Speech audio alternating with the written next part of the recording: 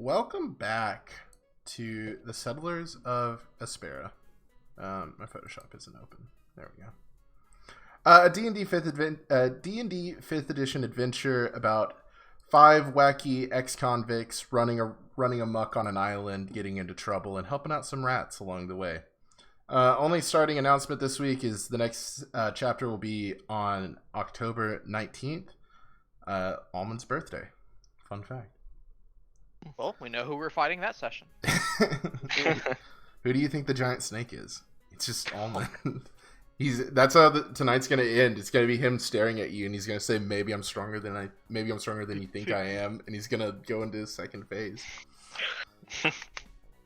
Tonight's Island Inquiry. What is your character's favorite holiday? What date does it fall on? What is it in celebration of? And how is it celebrated? I'm just asking this. I thought these would be fun to do for a few sessions, as everything outside of the island is just a blank slate. It'd be fun to use these to kind of help to let you guys build the world out further. Alex, what is your favorite holiday? So, Alex, this is a little in-depth. It's called Savior Day, and it happens on Veroth the 5th. And in his local legend from the village he hails from, there was a spirit named Lumia who supposedly sacrificed herself to save the village as they were under threat from barbarians. So what they do every year is they pick a random woman, and then they give her a week of whatever she wants. You know, just sex, food, everything she ever wants. And then on the final day of the celebration, the whole town, they burn her at the stake and blow her up. You know, in promise that she gets to fulfill her entire afterlife. Was that sweet? So your character is from Midsummer. That one's a little darker. I don't know. I dig it. Explosions, which. Okay, so we know exactly what's gonna happen. We're gonna go to this village, and they're gonna pick Rachel's character. Why? And Alex is gonna be so adamant, like, dude, we gotta blow her up. Hey, you'll have a good week though. They could take Blade. That's gonna be the first thing Alex says when he meets her. You'd look real good with a stick of dynamite taped to your neck.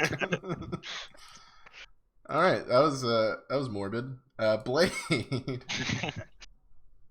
So the Warforged, they grew kind of bored because all they ever did was like go on missions and whatever. So one day they decided, or once a year, they go out into the wilderness and they hunt the biggest, scariest animal that they can find, and whoever brings back the best one gets a night in the vat of oil. They used to during the Civil War. They would hunt rebels, and whoever got the fattest one won. But they can't do that anymore, so they changed to animals. Out of oil. It's really nice fat. It's gilded in gold. Makes you feel like a king. Oh, and it falls on the first full moon of their birth month. Oh yeah, I guess they would have all been made at the same time. That makes sense. Okay. Type all of these out in SOA chat, just so I can add them later. Baker. Oh yeah. Brother Baker's holiday is Rockforth Day. It's the town that he lives in, the little village and everything. It's the day that the town was founded. And it's actually like a day of like celebration. Like all the shops close down for the day, but they have like a big like venue, like almost like a big fall festival. So like everyone's just having a great time, and there's a couple that always gets named like Mr. and Mrs. Rockforth for the town. Has Brother Baker ever been Mr. Rockford? No, he's not in a couple, so it had to be a specific couple. Hey, maybe one day, man. Maybe one day. Yep. Grimby.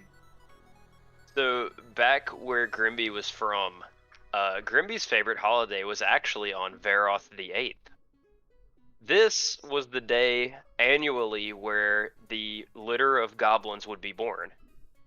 And so every year for the week leading up to the 8th, the entire group would build a festival essentially with games and foods and basically a giant feast for a week.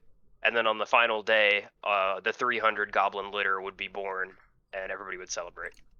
That's so many goblins, dude. It's only 300 a year. I mean, Yeah, I forgot you did say you had like. What wasn't Grimby the very last goblin from his litter? Grimby, From yeah, his Grimby mother? was the very last of the 300 litter.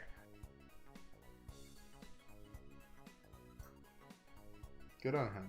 All right, I'm scared to ask, but I guess we should get it over with. What is Oigo Boigo's favorite holiday? So, due to Oigo's very short attention span of only being able to retain stuff for a month, essentially Oigo, whenever it reaches, like, I think it says, is it really pronounced Phineas? Phineas day 1, after a month has passed, Oigo generally thinks that the world is completely new, and that this is the first day of the essentially of his universe. Which also leads this to be Oigo's literally most dangerous day, where he definitely commits the most of his crime. Because he just thinks that he's shaping the world. Oh no. I'm glad we started towards the beginning of the year. So we don't have to deal with that for a bit. And he has given this day a name. He calls it All Day. All day? Alright. Those are some pretty cool holidays. I'll put those on the calendar. Just put pretty much everything you guys said in the date. I need to put it on. Alright.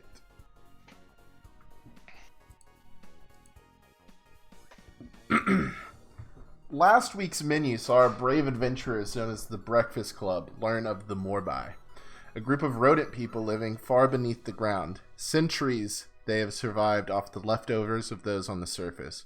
But some seasons ago, the Morbai broke through in research on an alternate plane known as the Echo. The results let through a great snake by the name of Tal Eku to come into our plane, taking over the Morbai, proclaiming to be their god. Tal has completely upended the Morbai way of life, killing many and marking many more for death, if in case the Morbai do not obey his will. The group offered to help Tobias with his rebellion against Tal, but they would have to be smart about how they approach this battle, as even the slightest misstep could cause the deaths of hundreds, maybe even thousands, of Morbai. Over the next few days, the group made their preparations, gaining access to a map of the Morbai city, Pawn Star, by the Dean of Tarendale's Academy, Plane Searcher Cillian, in exchange for something from Pawn Star that would help further his research into alternate planes. The group then moved on to physiologist Rogan in search of a way to shrink themselves down to the size of the Morbai in order to easily blend in with the people there. They were able to discover a flower that would shrink them down to the best size, kind of in a range of 6 inches to a foot tall. They were able to discover the flower. I just read that, but its effects were permanent. The only thing able to reverse this was a highly condensed supplement concocted by Rogan known as the Little Boy. About the size of a sugar cube, each one weighing roughly 50 pounds, full of 300 milligrams of proteins and dozens of other supplements at a lethal dose. A normal creature consuming one of these would explode from the pressure it put on their body. Oigo decided to be the test subject, shrinking himself down and becoming large again. A horrible pain for his body, but nonetheless still alive. When Rogan tested this on his pet Boulette, however, it continued to grow until it exploded. Realizing this certainly was not a 100% effective method, the group decided they would cross that bridge of needing to grow back up again when they got there. From here, the group rested for the night and arose the next morning, meeting merchants around town and shopping their wares, upgrading their weaponry in order to prepare for their next trek.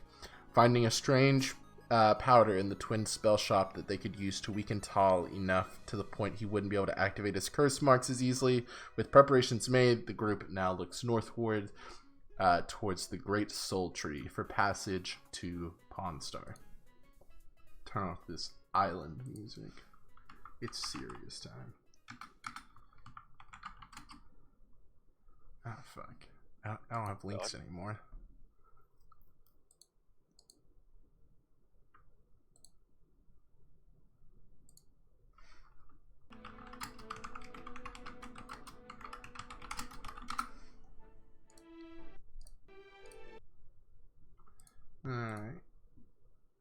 I don't know why they got rid of links, but you can still play YouTube videos. I Feels guess like it's to keep people from Maybe like it's a compromise. I don't know. like directly linking like something like bad. I don't know. All right, you guys. It is. Sorry. Let me get the calendar pulled up. I don't know what day it is. 27th. Pulled up Phineas for. Oh no, it's all day. Time has come. Yeah, so it is the morning of the 27th. The sun has just risen. Maybe 30 minutes before. You guys have got an early start because Tobias had told you that sneaking back into the city kind of mid-morning-ish would be your best shot. Due to that being when most of the Morbi runners are coming back from their runs and guards are changing out of shifts, it's easy to kind of sneak in and blend with the crowds and get through the gates, which are a little more lax at this time. You guys have just left the Thousand Thread Moon, where you've received 5 little Morbi costumes, little rat costumes with a big old hat and a cloak. You guys are doing your final preparations to get ready, and then Riley, the Vice Warden, comes up to you guys. Good morning, Breakfast Club. Good morning. Good morning. You're out early today. Well, you know what they say. No? Early worm gets the bird. Bird. the bird. Yeah, the bird. Ah. Yeah, that's a saying. Yeah. Yeah, I've just been looking around for you guys. The warden, I know it's pretty early. He wanted to meet with you guys. He said it was urgent. Right away. And she kind of heads off back towards that direction, but you guys don't have to directly follow her. If you want to talk amongst yourselves. Okay, what could this be about, guys? Do you Sounds think he like it's- knows? Perhaps the warden wants to give us a worm. Maybe he I doesn't know. don't think it's that. How we go? He We're wants not supposed to meet pull with us for a away. while. It's like another week before we meet him. We planned this just What if- for this reason. I hope he doesn't know about the rats. Should we even attempt to investigate, or should we just go on? I mean, we can't just avoid this, right? No, Fine. What could go, worse could go wrong? Oig'll just order him to stop if you try something bad. Yeah, I'm sure of it. Maybe don't do that, Oigo. But let's go see what he has to say. Yeah, we have time. Let's go look. Alright. You guys make your way to the warden's office. You've been here a couple of times now. At the top of the office's tower is a large cylindrical room, kind of a meeting place in the middle with rounded cabinets along the edge, kind of overlooking the entirety of the town. You see Warden Black is sitting at his desk, and he's kind of chuckling, and 2 figures are on the other side of the desk from him. One of them being someone you guys have met recently, Plain Searcher Cillian, the dean of the the dean of the university here. As the noise of you guys coming in, he kind of perks his little owlbear ears up. Oh, you boys. We've been waiting on you. Hello again, Hello. Professor. Or Scholar. Whatever you are. How are you? I'm quite well, Blade, quite well. Oh, I don't mean to be rude. This is Scholar Ilmare. Rachel, would you like to introduce your character? Absolutely. So you guys see a very small woman sort of standing next to Cillian. She has grayish skin that kind of flushes like purple across her cheeks with purple freckles. And black hair with kind of a silvery like fringe around her face. She's quite short and like petite in stature. She's wearing a very plain sort of black outfit with a cloak. And you do notice on her ears she has these strange like metal contraptions on them that seem to elongate them even further than her pointed like elf ears already are. Right now she is sort of just standing anxiously next to Cillian. She has her hands very tightly like clasped in front of her stomach and is just eyeing all of you quietly. Hello, Ilmare. Hello. Nice to meet you. I am a robot man. I'm Alexander. He's Um, he's a robot yes. man. Hello. It's nice to meet all of you. Kind of see Oigo slackjaw looking between this woman and Grimby. Grimby, there's two of you. What? Oigo, I feel like it was just last week you thought I was a gnome. You're not a gnome. Neither is that.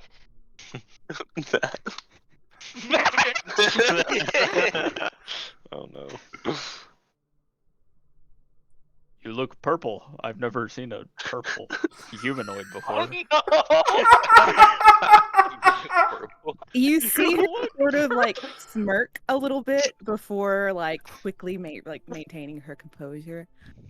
Yes, it seems your party is comprised of very interesting individuals. I suppose that's true, yes.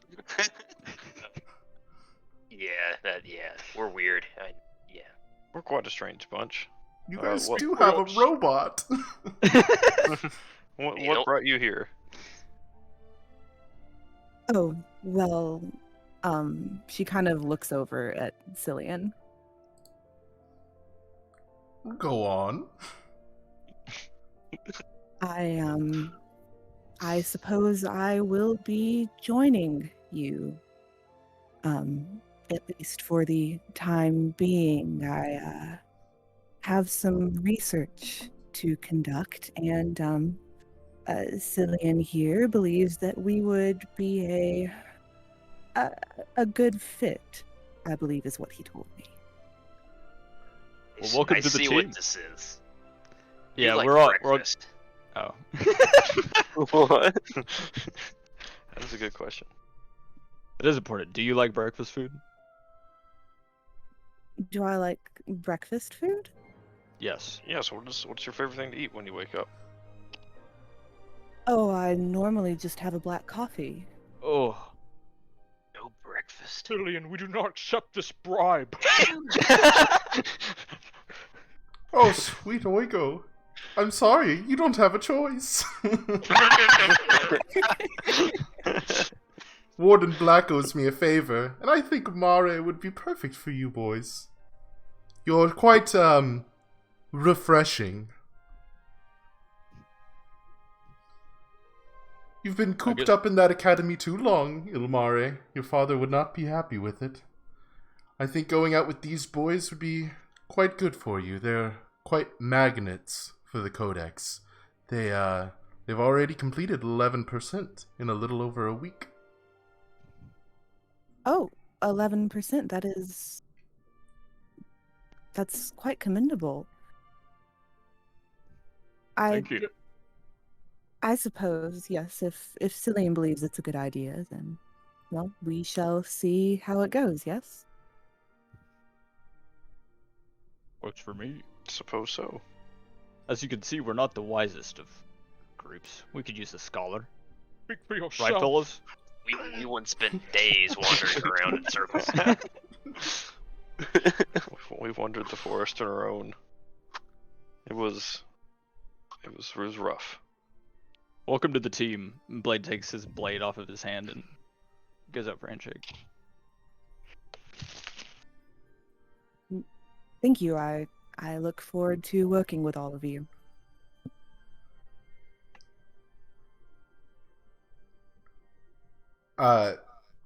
Black looks up. Oigo, why don't you help move her things? She'll be moving into the dorms with you lot.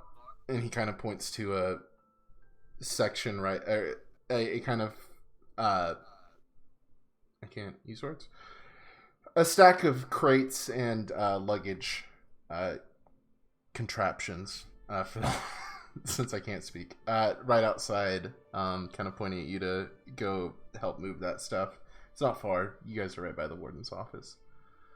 And don't forget. Oh, sorry. No, go ahead. And don't forget, on the 31st we'll be meeting. You got 2, 3, 4 more days of freedom before I kick you out on the road again. Sounds good, sir. Wonderful.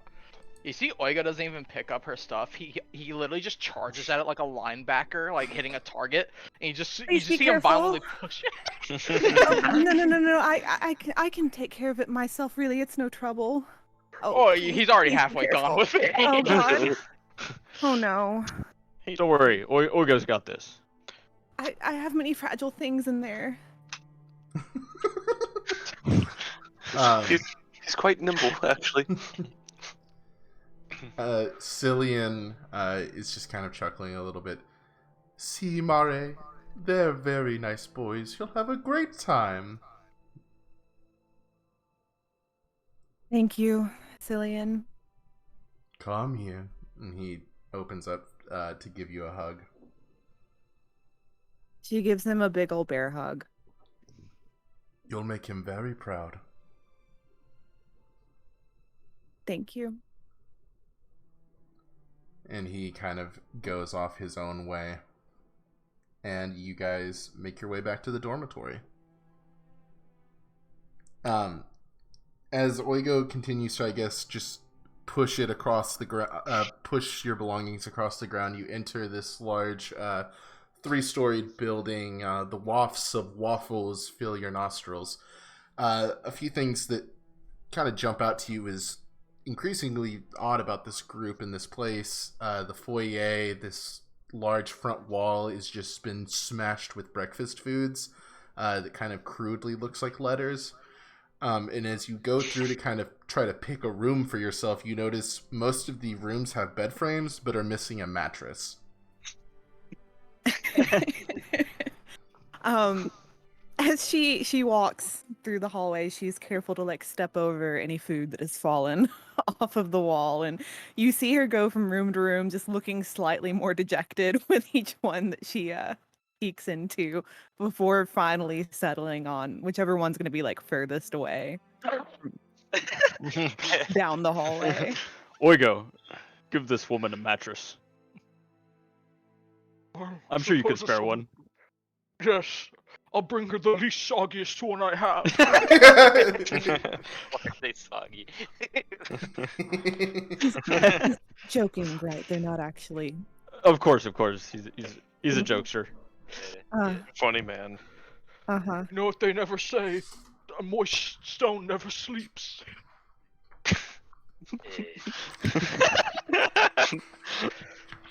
What? I don't even know how to What respond does to that. that mean? Oigo did say, you know what they never say? You just see Oigo just dragging this mattress that's just covered with residue. Oh God. You feel like a piece of it's been bitten off. Oh.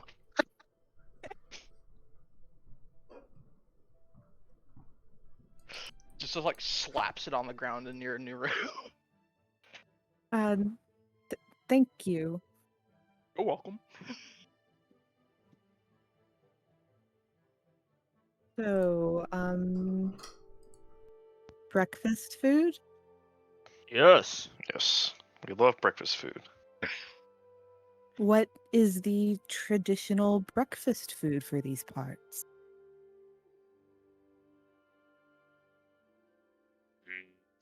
Hmm. Waffles are Well, now that I think of usually it, on the menu. We usually the just have everything. pancakes. We just have every kind of assortment of breakfast. I'm not sure I've ever had a waffle. That's depressing. never had a waffle. What do your people eat? Oh, well, it varies from scholar to scholar, but I tend to mainly eat fresh fruit, vegetables, um, things that I can grow with my own hands. Hmm. You haven't had real breakfast food then. We'll make sure you have some real breakfast food in the morning. It is the morning, Alexander. Oh, sorry. There's exactly 10 hours and 48 minutes until sunset. Thank you, my lord. I'm sorry. I must have still reeling from that potion we had a while back. I guess causes me to forget things. It doesn't actually do that, by the way. Um, shall we get started then? Are you currently researching anything or planning any expeditions I can help with? Oh, yes. Yes, we have an expedition. We're planning to assassinate a snake king. You're right. I'm sorry.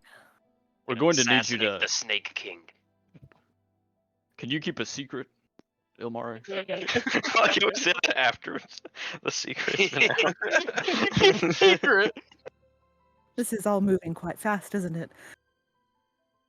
Right. Well, we don't have much She, time, so Kind we'll have of. to.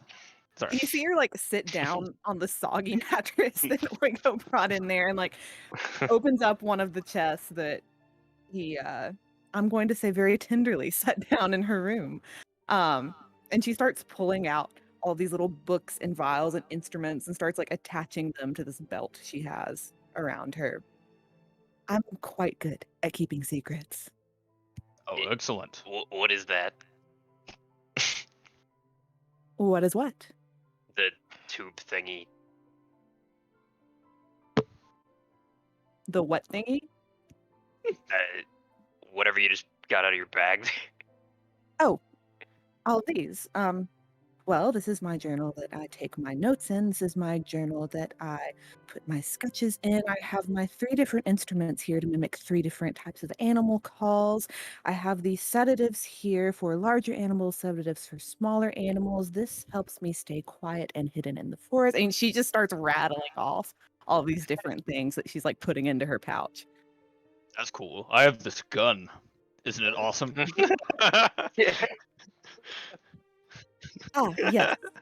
There are some scholars who preferred such type of weaponry. However, I prefer the traditional bow and arrow myself. See, but you can't hit as far with those. You see, You're this right. thing could take down a beast from hundreds of feet away. Well, yes, but my aim is normally not to kill. It is to simply pacify so I can do my research. Then I patch up its wound and release it back into the wild. I find that with guns and bullets, it's far too easy to accidentally kill the animal. Well, yes, that is the point. Yeah, I did that with magic like a day or 2 ago. You don't. I got a gun also. Speaking of that, My musket. the secret we were going to tell you about. We had a bit of a rat problem the other night. Turns out there's an underground civilization of these people called the Morai. Have you heard of them before?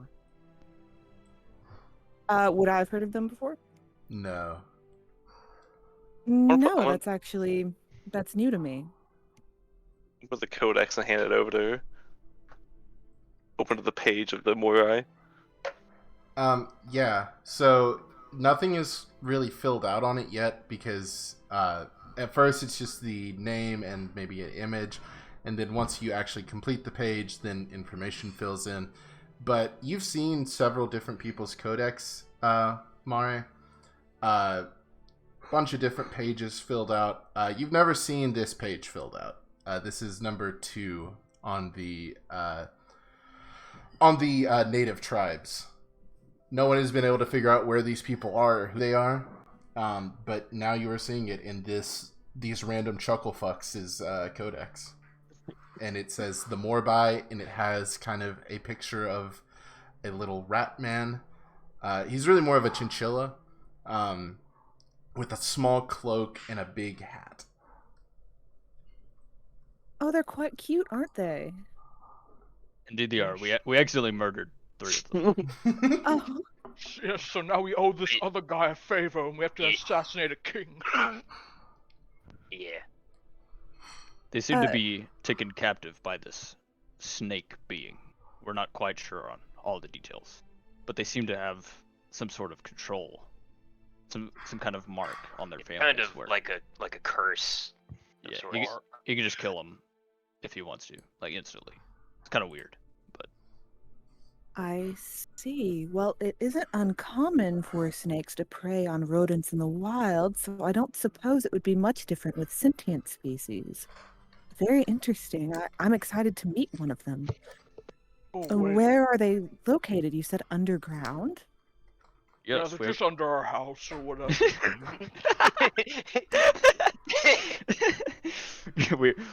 in fact, we got the map from Mr. Cillian.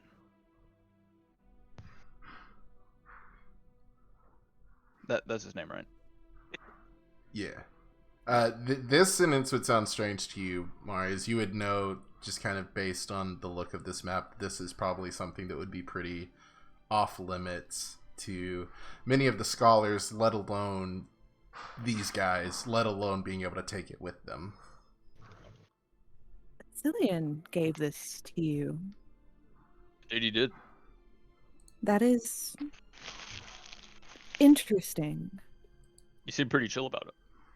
Except the part where he said we had to get him an artifact or something to help him with interdimensional travel. he kind of gestures his arms as this is like definitely like a fake concept to Oiga. We did have a deal with him. Ah, I see. It's the only way we have it. Or I guess you'll be needing one of these. Fuck it. Because we're definitely not wasting time getting another mouse outfit. Oika's just gonna throw his giant mouse outfit on Mara. We're gonna be sneaking underground. We need to look like rats. Wow.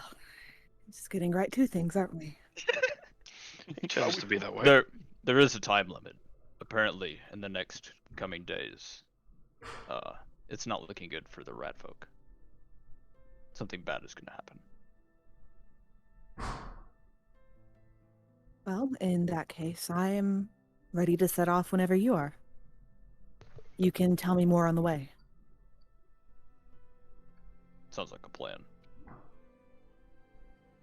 Oh, and how comfortable are you with eating little boys? What? Well, what he means is we're going to have to shrink in order to blend in to the rat community. And in order to get back to normal size, there's this cube that you must eat. It is excruciatingly painful, but it will return you to your normal form. Or kill you. Or you will explode. But that is a chance we must take. So we're not even looking at other options. Interestingly, you actually see, like, as you're explaining this, she kind of just takes it in stride, and it's just like, okay. All right. Are we ready?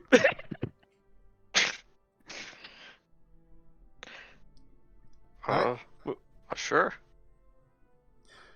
Alright, you guys make your way out of the northeast gate of town, traveling for... You guys walk together for a couple of hours, filling in Mari on the rest of the details. As you kind of traverse through the jungle and loop around, once this plateau that you see in the map lowers down, getting up on there and traveling back where you've come, eventually getting to what is known in this area as just the Soul Tree. A gargantuan cherry blossom that kind of erupts out of the rest of the jungle, very different than anything else in the surrounding area, You see a group of scholars and guards kind of around the trees, around the tree. The guards kind of on the outpost, several tents and small tables set up as the scholars are doing research.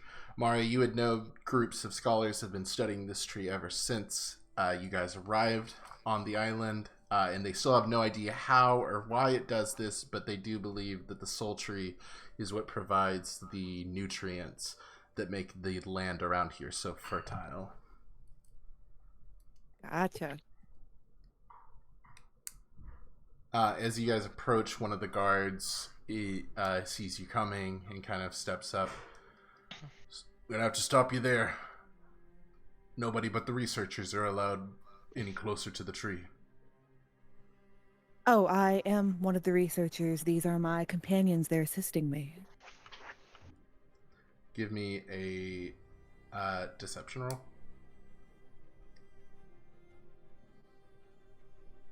That'll be a 14.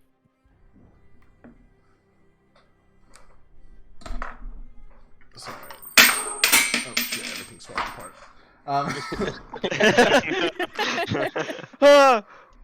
Coins started raining down. He kind of peers you over for a bit. Go ahead. And he steps aside and lets you walk by, but he's still unsure. He's going to be watching who you go talk to from here.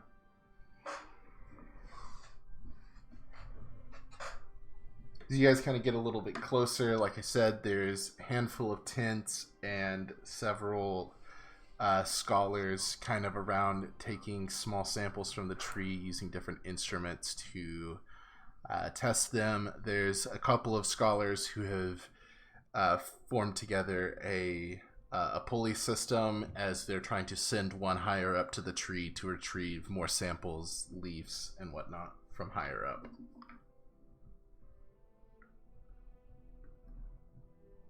Blade is gonna try to find an opening and like the roots. Okay. Make me an investigation roll. That one. All right, now we get to try the new thing. What is your modifier? +2 and then a D10. So you're at 3. 3 plus that, so 3 minus D10. this. Oh, Because you got Minus- a nat 1. okay, -7. 3 minus 7. You're gonna get a -4 on that, my friend. Blade, you're kind of looking around. You keep getting kind of distracted by just like the beauty of this tree in general, and also although the feelings of the potion have faded, you still remember those feelings as you see Amelia kind of in the distance checking out some other nearby plants and flowers. You kind of peer through the jungle and see her. The ocean breeze kind of blows through her hair. She grabs her glasses, and your little robot cheeks blush, and you can't really focus on finding an opening. God damn. What is it? What is it, Blade? Oh, do you see? nothing. Just the most beautiful humanoid I've ever seen. Really, where? Oh, over yonder. Is Alex able to see, or is this just complete fiction? Yeah, she's not like hidden or anything, and Blade's just staring. So, yeah, you would see Amelia. All you guys know Amelia. You've worked with Amelia multiple times at this point. I think you had already you had drinking your hangover juice and stepped out. So you're not really sure why Blade is looking upon her this way. It's like, Blade, are you okay? Oh, right. The mission. Sorry. I didn't know robots had feelings like that. Yeah, I don't know. It's weird. Who has the flowers? Don't I have the flowers? I don't know. Do you? I don't. I don't have the flowers. Who had the flowers? Did anyone have the flowers? Did we bring the flowers, guys? Oh my god. I'm gonna roll a d20. If it's lower than a 5, you guys left the flowers at home. You're safe. You got an 18. Then Oigo's back pocket. Guys, where are the flowers? Oigo, Yes. you have the flowers, right? Yeah, they're right here. I like the way they make me smell. That's good. All right, get to eating, guys. I will remind you, you are surrounded by people right now. Wait, is that a good idea to do right now? Should we not go somewhere more discreet? That's a good idea. Grimby's gonna kind of like wander over to one of the researcher people and be like, "Hey, I don't know how to say this, but is there a bathroom around here?" None of the researchers have really paid you any mind since you got here. Mari could kind of attest to this, as you saw how she rambled on about her different gadgets and stuff. The scholars get very, very hyper focused on their work. And she kind of looks up at you as she opens her mouth to start to speak. Wait, what are you all doing here? Civilians can't be this close to the soul tree. I'm not a civilian. Scholar, Here to research. I'm sorry. They're here to assist me with my research. Is there somewhere he can relieve himself here? She kind of points to a set of tents kind of to the northwest, and similar to that guard, her eyes are like locked on you guys now. People around here are not very nice. I think Grimby's gonna kind of wander over to the bathroom.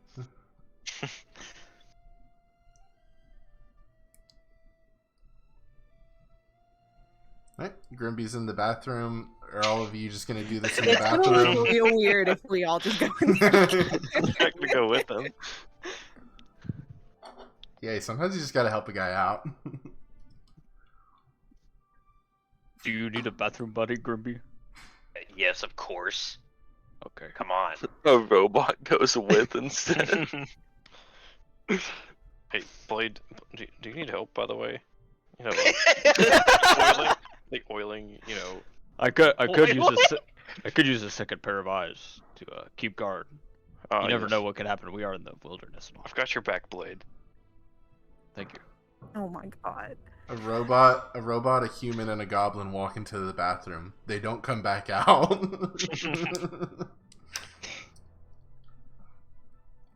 Baker, Mare, Oigo, where are you guys going to try to sneakily shrink yourselves? An investigation roll to see what's around us. Yeah. Like an I'm gonna do that too. oh no. Oh my god. The rolls are gonna be good. 3. You rolled a 3. Yeah. You see a patch sort of to the west that you think it looks pretty empty. Roll Well, I want you to wait. See what you see so we can discuss. No, I got a 5, brother. I got worse than you. Oh my god. Yeah, I got you, a 13. Oigo, you and Baker are looking at the exact same spot. You're like, yeah, that's pretty good. Mari, you kind of notice that most of the attention is around the tree, and mostly focused on the north side of the tree where the tents and all the equipment is. So going on the south side where there's less eyes, getting behind some trees might be the best route to go.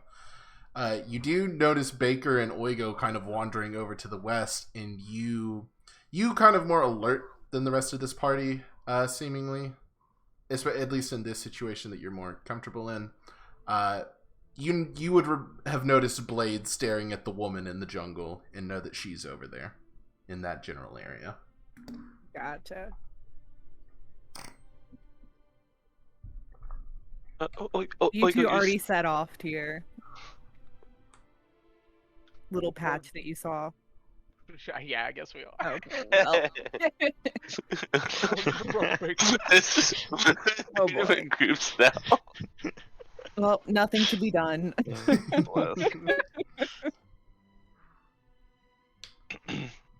Alright, so I assume all of you just go to these spots and eat your flowers. Yeah.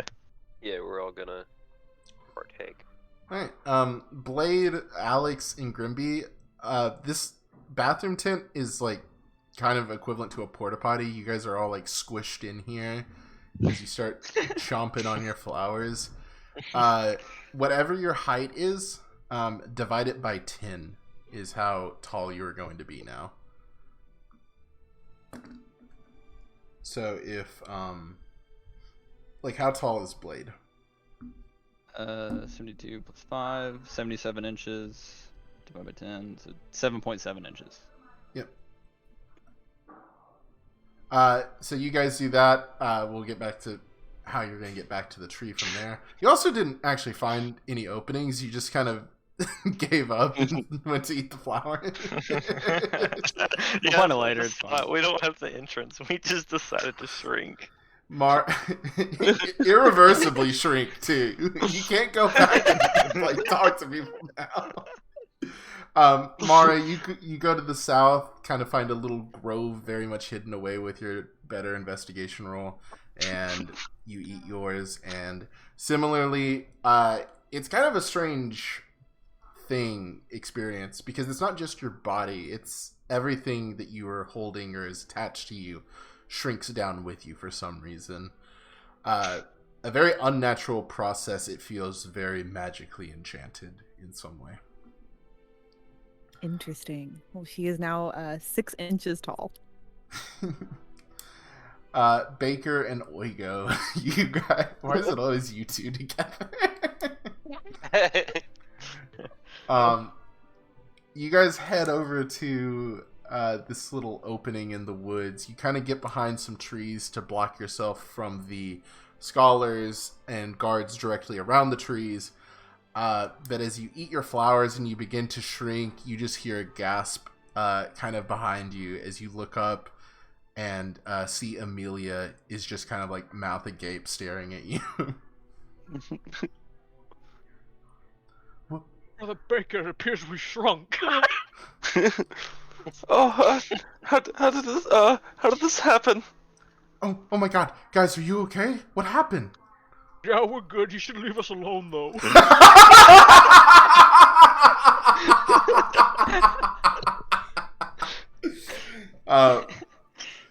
Roll me a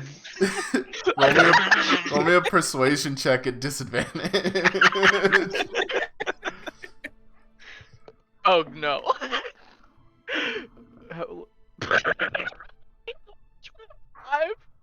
5? Fuck. Wait, can I use my point of inspiration? I'm gonna use. Fuck yeah, I'm gonna use my point of inspiration to turn into a 50. Okay. Still not quite good enough. She kind of looks. Oh, of course I'm not gonna leave you guys alone. We gotta figure out what happened. Here, come on, let's go talk to the scholars. They'll be able No, to I help don't you. want to talk to the scholars. I want to frolic in the leaves. What? Don't you want to be big again, Oiko? Why? Can a king not have hobbies? Okay, God, what's wrong with him? Worry about your own self. Oh, Amelia, I'm sorry. We're just trying to let off some steam, and frolicking through the meadows calms us. Okay, I'm gonna go talk to the other scholars, and we'll figure out why this happened. You guys stay here. You can stay in this little grove. Don't go anywhere, though, okay? Oh yeah, we won't. And you see Amelia starts to make a beeline to the other scholars that are around the tree. We gotta move. Oh yeah, well, I did the calculations. Oigo's 14 inches tall. You're 14. Oh wait, no. How tall are you? I did 12 feet like into inches, then divided that by 10. Yeah. I'm 7 inches tall, so Also 7 inches tall. I'm gonna pick up Baker and book it. Did I do the math wrong on this? You're 5 feet tall. Yeah. So 5 so times that's 60 12. inches. Is that? You'd be 6 inches. So, okay. I thought it was divided by 10. Yeah, 5 times 12 is 60. Divided by 10 is 6. You're right, yeah. I was, doing that wrong. So you kind of got a good little range here. You guys are kind of like smaller action figure size, and then Oigo's like a G.I. Joe kind of size. So you guys are over to the west. The Three Musketeers are up at the bathroom, and Mare is by herself to the south. You guys don't know where this passage is. All Tobias told you was the roots of the tree have shifted over time, and it has created kind of an opening that is big enough for the Del Mare people to go through. People just typically don't go through it because it's dangerous down there. So what do you do? All right, team. We head to the tree, and we need to find that opening.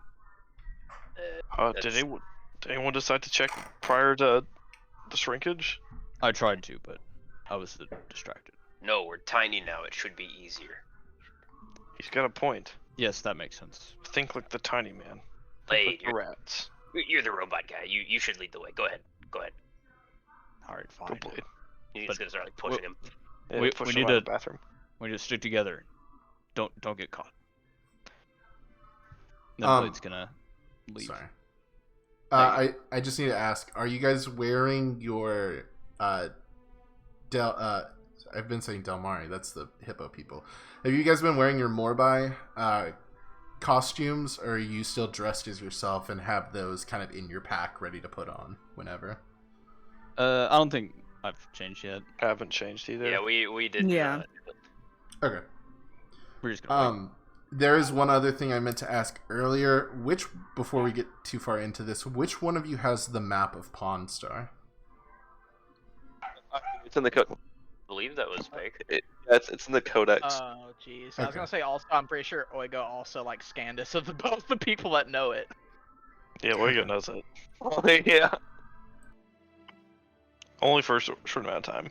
Hopefully, for a we'll meet month. up with them at the entrance. So, Blade, Alex, and Grimby, how are you guys getting over here? Because there's the series of tents, and then there's about 20-ish feet to the tree itself, or you could maybe go along the tree line to get somewhere maybe that isn't... Because right now, if you just run straight, you're going to be running around all of these scholars. Which they're focused, you might be able to get through, but just so you know, just so you have the information. Well, Blade, having hunting experience from all those holidays, he's going to kind of go along the tree line and try to maybe find an area that's more bushy or has cover. Grimby designated Blade as leader, so he's kind of just following right behind him. Yeah, Alex is following as well. Okay. You guys make your way kind of around the tree line looking for a good spot, and you eventually come up and meet up with Mare kind of on the south end of the tree, coming to the same realization she did, that this would probably be the best as it has the least foot traffic and eyes over here. Oh, so we meet up with it? Yeah, you Oh, okay. meet up with her. She's kind of like waiting for a good time to run across to, I would assume. Hello, have you seen our rock friend and the brother? Yes, where are they? No, they kind of went off on their own. Oh, That sounds very in character. what did they say? Did they just literally just run away? Yes, we were trying to find somewhere discreet to eat our flowers. I turned around for 1 second, and when I turned back, they were headed off in the distance. Did you see where they went? She kind of points off in the direction where she saw them walking. Do we cut also over- see this scholar? We'll cut over to the other group. What Baker and Oigo, Amelia has just walked away. Actually, yeah, all of you guys would see this as Mare points.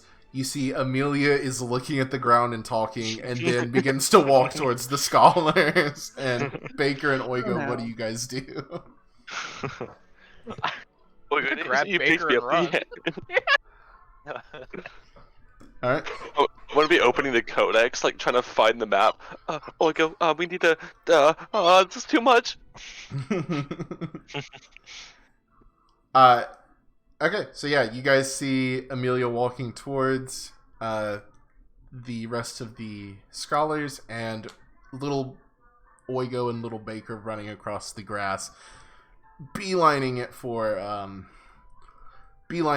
the tree. I need Oigo to give me, because he's carrying Baker. Oigo, give me a stealth check at disadvantage. Oh no. Okay, first roll is pretty good. Hey, 21. Okay. Let's see if anyone notices you.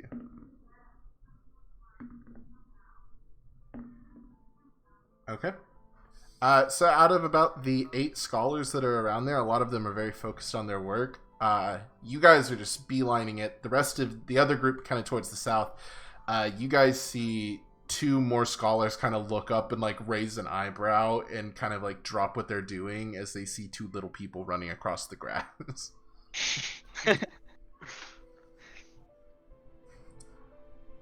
Whatever you guys want to do now. Wait. Don't you know what the entrance is? You looked at the map, right? Yes, I will remind you, the map is of the city. Oh, never mind then. Are they within 120 feet? Yeah, for sure. I will just do a message cantrip at Oigo. Be like, come this way, we're over here. Baker, don't worry. My consciousness is talking to me.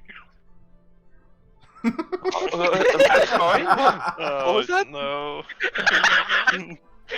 Yeah, I'm gonna follow my consciousness' direction. No, to the left. Other left. Other left. Okay, come straight. Nope, that's backwards. Straight. Okay, can you see us? We're like waving our little tiny bodies around. I just see that purple lady and my mean friend.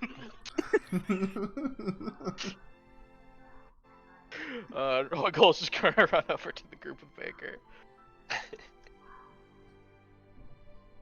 What happened? We went to the meadow and shrank, of course. Did they see you? Yeah.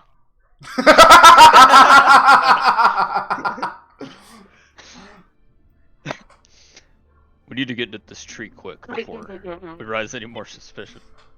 Yes, I assume you know where the entrance is. I don't. We're gonna have to find it. Okay. How big could this tree be? Oh my god. Well, It's gonna be gigantic. It's literally a considering we're mountain. 7 inches. You- I'm 7 inches tall now, so this tree towers into the sky. It has about a 25-foot diameter tree trunk. Holy shit. This thing is big. yeah. This thing is as I mean, you can look at it in the map. This thing is bigger than your guys' 3-story house. Oh no. The house is 50 Fuck. people.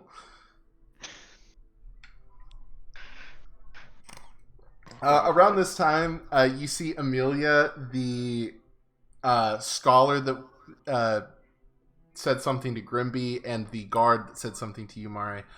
You see the 3 of them kind of come over back to that grove where she left Oigo and Baker and begin looking around over there. You guys kind of get the how sense you close are might we want to to get that? moving. This is Alright. bad news. We gotta get going. There's we should probably get moving. There's about 25 feet between the bush line and the tree. And you guys are on the south end where there is very little eyes and foot traffic looking over here. This place is gonna make his way through. Yeah, I guess Just it's time follow. to take as many dash actions as possible to get there. Okay. We'll do, we're just going to do one group average stealth check. Oh no. I got disadvantage. disadvantage. Disadvantage on it as well. Oh god. 23. Alright, there we go. Oh, 19. That's Okay. that's good. 11. Alex? Uh, Alex? That was 11. Grimby? 10. Oigo? 18. And Baker? What? What? 3? Yeah. Alright, so divided by 6. I mean, that's not bad. Your average came out to a 14. Let's see Okay. if any of those 3 notice you, though.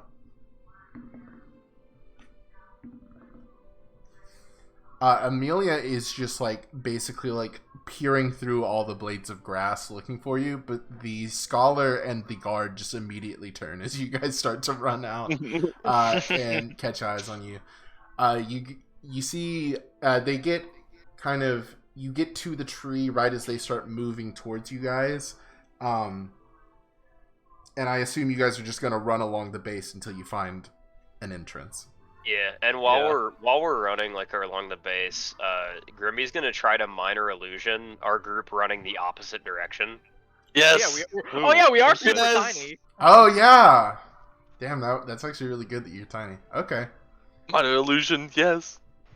Yeah. okay. Let's see if they fall for it. They definitely fall for that. Hell yeah. So yeah, you guys will have advantage now on your investigation checks to search for a entrance now that you've bought yourself a little bit of time. Nice. Okay. Okay. We're I got almost two- tonight, man. I got 2 7s. Ooh, I got a 16. Oh, Nat 20, what's up? Paul. Oh wait, you said advantage though. I need to. Oh, advantage. Oh, fuck. I didn't do that. I'm I got a 16. 7 with advantage. I was That's a high. 14. Got a 6. Mare, you guys begin to run counterclockwise from the south end of the tree along its trunk. Eventually coming up back towards that north side, you see nearby where several scholars are working, you see a hollow kind of at the base of the tree that kind of goes into darkness. Would be not too many people have taken notice of it. It'd be way too small for any normal sized person, but it is the perfect size for you guys. I will point this out to everyone. I knew you would be a good addition to this team. Let's go, fellas. Let's go. You have eyes unlike the rest of us. Alright. If you guys want to get in here without anyone else noticing you, you can give me stealth checks, or if you are just giving up on the stealth dream and just want to run for it, you can do that as well. I don't know. Let's do 11. I got a 16. Hey, 17. 13. 13. Wait, 17. Damn, those are really good. There's only a couple of people out there. One more looks up at you right as you guys are running into the tree trunk. Before she can get anyone else's attention, you guys are out of there. You have successfully made it into the basin of the Soul Tree. Upon entering the hollow, you find a narrow, winding tunnel going deeper and deeper into the ground, opening up under one of the roots that has kind of shifted over time. Even though it's moved up, it's kind of like the ceiling of this cavern now. It's very tight, but you have enough room to kind of walk along here as it winds down further into the ground.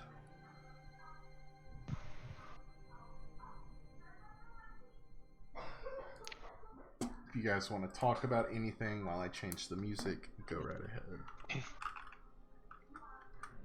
I would take the lead, but I can't see in the dark. I also can't see in the dark. Hey, I thought one of you got an item this past week that you can see in the dark. Was Was it? like, wait, oh no, it was the fucking orb. I will cast the dancing lights cantrip.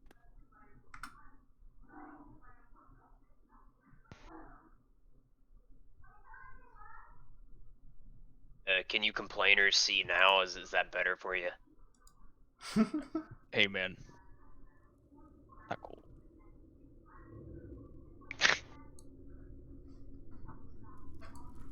I guess we'll make our way into the depths. Yeah, maybe this route lead us to the larger tree. I mean, if it's this big, its roots surely stretch all the way out here. You are in the larger tree. Cody. Wait, what? Oh, I don't know why I thought we were. Never mind. No problem. Okay. You guys continue to kind of wind down. It is very much a natural path at this point, created by this, the roots above you. You kind of take, maybe you walk for like an hour or so. You have to choose paths every so often, but often they just kind of lead back into each other. Until eventually you know you are in a new spot as you stop in your tracks for a moment as a change beneath your feet startles you. Scattered amongst the ground, you begin to see black stone tiles, giant compared to your statures, these being about your size now. But if you were normal bodies, these would be a very normal size kind of a road pathing. They begin rather scattered and tossed about as if something had torn through them. Maybe you could assume this was the root that is above you guys, kind of came through here and messed up this path. But they quickly transition into being laid in a conscious and precise pattern. As you climb up atop the pathway, you notice the tunnel seems to become much more straight going forward, its walls purposefully dug out, and those with dark vision, well, I guess all of you now because of the cantrip, you see torches along the wall in 10-foot intervals. Although they are long snuffed out, it's clear that someone used this. In the center of the path is a trackway for some kind of cart, but whatever would run on that pathway is nowhere in sight. I believe we're getting closer, gentlemen. I think, should we put on the mice outfits? That's probably a good idea. It's probably a good idea. I guess Grimby's gonna start getting his cosplay going. After following this path for several more minutes, you come to a large set of stairs looking as though a mountain to you guys.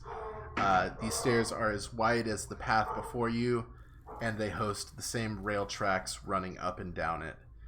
At the foot of the stairs, you see the skeletal remains of a very large, single-eyed creature with 3 horns on its forehead. It wears a tattered garb, black, similar to a workman's coveralls.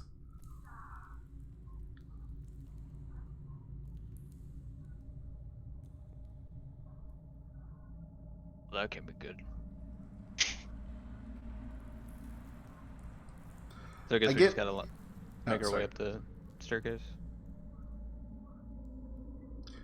Again, if you were your normal sizes, this would be a simple task. You would not even consider, but with your current size, these steps must be climbed as though they were ledges. So I am going to split this up into thirds of the staircase. So let's do the first round of athletics checks. Could not? Oh, never mind. I mean, you guys can do other stuff to get up or to help people get up. It's whatever just you I guys have wanna those. do. I have those slippers of spider climbing attuned. Oh, yeah, you can just walk right I can up just then. I can just walk up the wall. Grimby got a nat 20 on the stair climbing challenge. I'm It's rolling gonna hot be an tonight. 11. 7 for me. I'm not rolling hot. I can You help said people the up. you said there was a rail thing going up the stairs? Yeah, kind of like a track for a cart. I guess he's gonna try to walk up to that, maybe. Okay. If you want to walk up that instead of climbing, you can do a, I guess, acrobatics, as it would be metal and easier to slip and slide around. It's an 18. And Oigo? Got an 18. Alex, you said you were going to help Baker? Yeah. Baker begins to climb up, but is having some issues. You kind of pull him up. You can get advantage on your roll, Baker. A 7. Mara, you said you got a 11? Yeah. Okay. So everyone passed except for Baker. Baker, you kind of scurry to get up, and Alex tries to help you, but you slide down once more, and you'll take 3 bludgeoning damage as Oh my god. your buns kind of smash onto the ground. Come on, Baker, you got this. Oh my god. You okay, Baker? Yes, my buns can handle this. Oh no, you saw my back pocket and actually pull out a bun I made.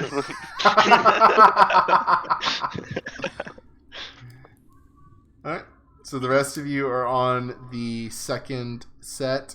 Baker is still on the first.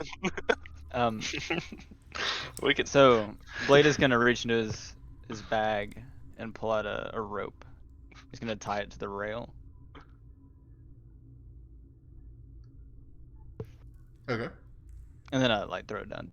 So Okay. you can climb it. Alright, Baker, you can do it at advantage again. Athletics? Or... Athletics or acrobatics, if you want to Okay, let's- climb or go up the railing. 15. Alright, you are all on the second level of these. Acrobatics or athletics checks from everyone once more.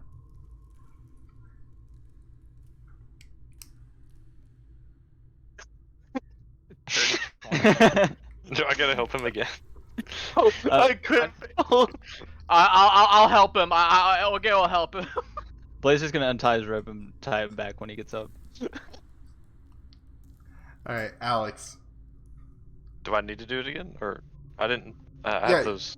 You only went up the first third of the stairs with that first roll. Well, I mean, I didn't roll because I have those slippers. I just. Oh climbed yeah, up yeah. the wall. My bad. I forgot. Blade. 18.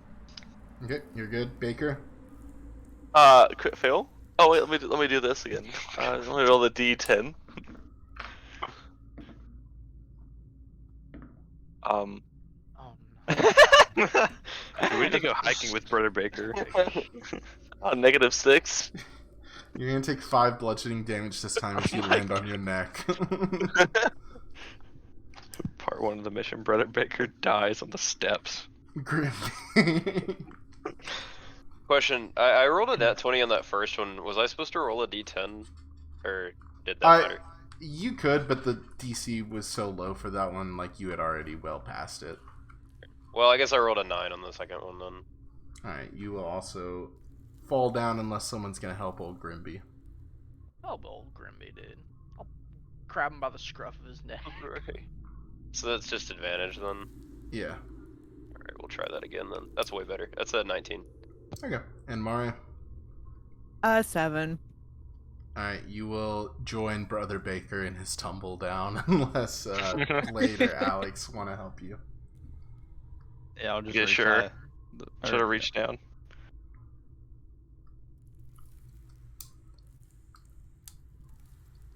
That'd be a 18. Alright. You're good. As Brother Baker begins to tumble once again, Alex and Blade both lend a hand to Mare and watch him fall. All the rest of you guys are on the third set. Baker, you're on the second. Blade, that rope is gonna be nice. Okay. Blade reties the rope, throws it down. Okay, okay. I don't know how you're failing so many of these. These are very low DCs. You really need Was to with start working out advantage, there, right? Baker. The Yeah, next roll was advantage. it's I with had 2 advantage. nat 20s. I got 2 nat 20s. You climb that rope like it's air, dude. Yeah, with double nat 20s, you're just gonna shoot right up to the top. You don't have to worry about the third set. The rest of you, minus Alex and Baker, go ahead and give me one last athletics or acrobatics to get up the last third of these stairs. 15. Alright, you're good. Grimby? Crit fail. We can't climb steps, dude. Oigo helped you last time. We can just say you're with Oigo. Yeah, because I got a 10, so I'm pretty sure I fucked Oh. up. Yeah, no, you both fall. Oigo, you'll take 3 bludgeoning. Grimby, you'll take 5. This is what I get for trying to save a spell slot. You did add those gloves that give you 19 strength, right? Well, when you crit fail, you crit fail. Yeah, I know. Oh yeah, that's fair. But I just My rolls are fine as long as I don't crit fail. I have a +4. So.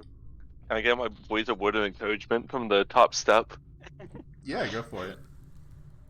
Guys, you saw me at first. I failed, but look at me now. I'm all the way up here. If I can do it, you can do it. You see a monstrous bird comes around the corner and eats Brother Baker. Mari. Crap, where'd I go? 14. Just passed. You slip a little bit at the end of that last step. You get up to the top with Alex, Blade, and Baker. All that's left is Oigo and Grimby to meet you guys at the apex of Mount 3 stairs. Oigo, so you boost me, and then all of us are gonna pull you up after. How about that? Okay. I'm gonna throw Grimby as high as I can. God damn it! Why did I ever want to work with Oigo? Why did I do that? Yeah, give me a unarmed strike or athletics check or whatever you want to do to throw Grimby. Oigo. It's gonna be an 11 to throw Grimby. All right. You will throw Grimby. He will take some damage though. You're gonna take 2 more bludgeoning damage, Grimby, as you kind of skid your knees, sliding up to that top step.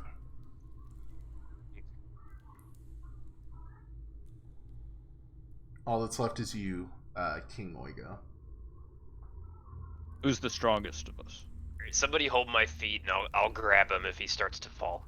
All right. We're gonna All right, fellow we'll hold. monkeys him. Blade and Alex just hold Grimby's feet. Oh. You just see Oigo clench his ass and like lock his legs as he does the most powerful jump you've ever seen. I can't wait to see that. 13.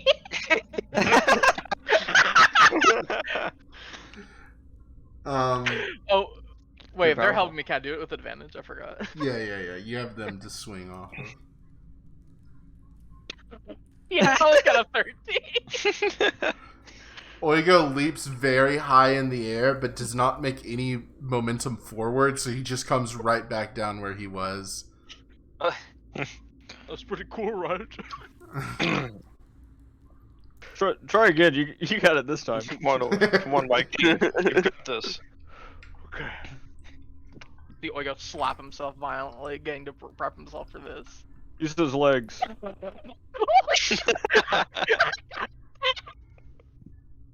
Do it. Wait, let me. I'll keep forgetting because they're helping me. Wait, okay, come on. There we go. Yeah, okay, that time I got a That makes 24. Alright, you leap up this time, and your second foot comes back down right onto Grimby's back as you use it as like a secondary jump, and you make it the rest of the way up. Grimby, your hunch is corrected 10%. Hell yeah.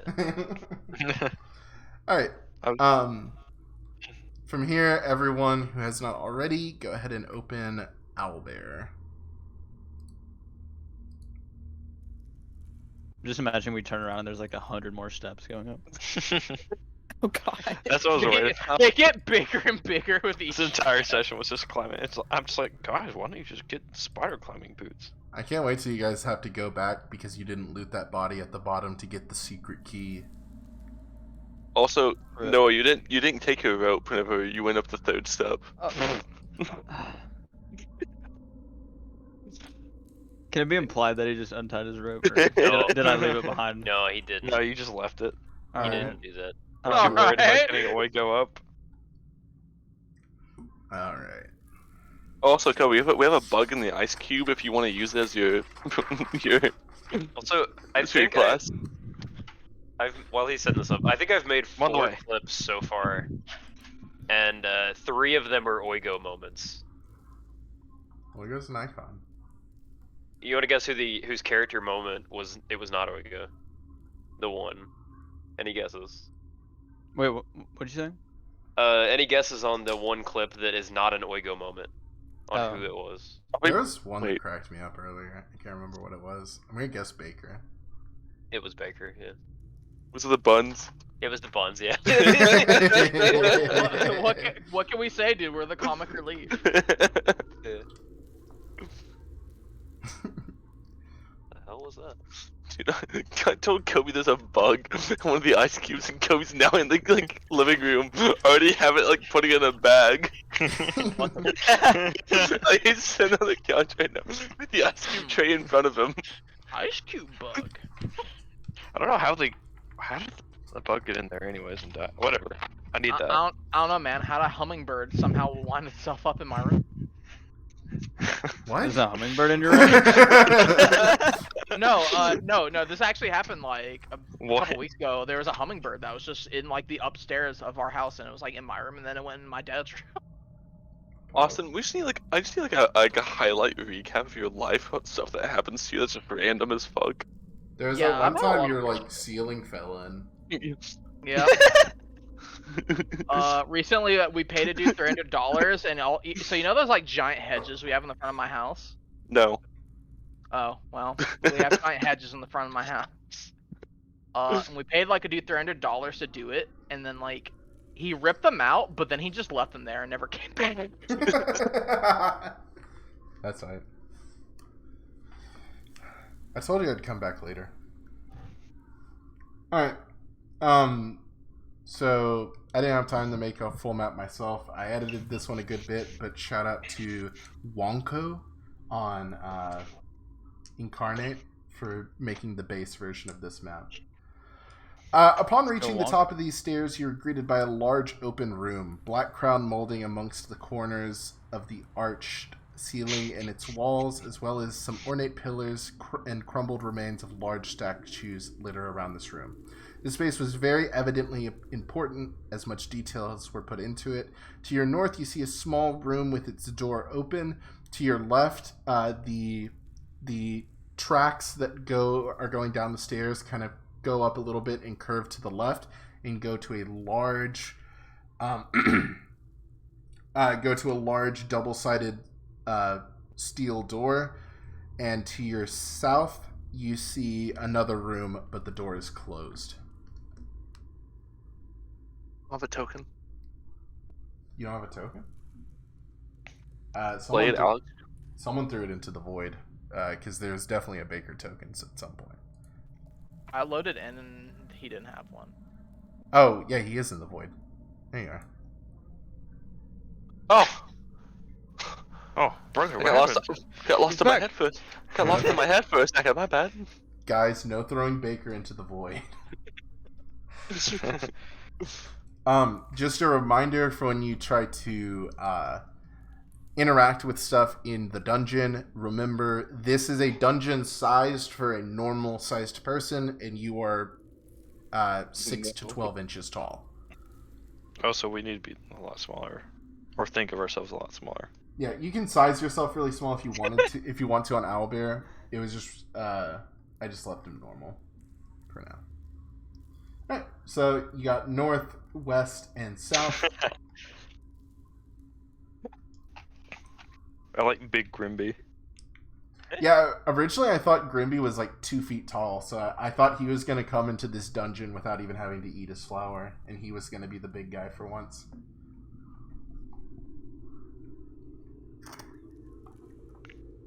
So, which way? My king, how are you feeling? South. Wait, I forgot. That's- So I always know where north is, or It's south north. is. It's I always know where north is. Never mind. Let's just go through this stone door. I think Okay. that's a fine idea. I have to flip forward a few pages. No. Oh, We'll just go God. through the other door. We advance to the end. We're the the- end. These these twin doors are large in size, similar to the width of the staircase. The tracks from the staircase lead under it. Engraved on it are flat figures, almost like a hieroglyph, of men mining a sharp stone. As you approach these doors, give me perception checks. 3. Okay. I've got we're the most perceptive group. 9. 4. Oh my god. 5. Oh 6. my god. Oh my Wait. god. No, Zach, I got a 14. Holy shit. None of you guys reached any of the DCs except for Austin, who got all of them. Alright. The rest of you guys are kind of focused on these engravings on the door, kind of trying to figure out why exactly these are here. Oigo. The door is welded shut from the inside, connecting both the doors to one another and the doors to its frames. You see, it is completely unable to physically open this thing. It is welded shut, not getting through. The door itself has indents pressing towards this side of the door. Its hinges look loose, as if it were, as if not for the welding, it would probably fall over. Something has been trying to break in. Something big. And one final thing.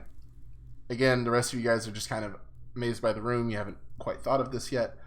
Oigo, for some reason you think about this. The architecture, the technology you see with the tracks, and the assumed technology you would have to create a lot of this architecture. For how old this is, you're not sure how old it is, but it definitely outdates people from the mainland coming to the island. This does not really line up with the natives running around in loincloths type of stereotype that you've been told about, like, the native inhabitants of the island. Whoever built this was very advanced. Guys, I've pondered something by this magnificent, sexy door. What is it? It just looks like a door to me. There must be another group of people. There was a group of people on this island just as old as me. Interesting. Also, it looks like a monster is trying to break through the door. Let's hope that guy's not around. Is he nuts? Maybe we should try a different door. North. Maybe we should go north. Oigo, is that north? North.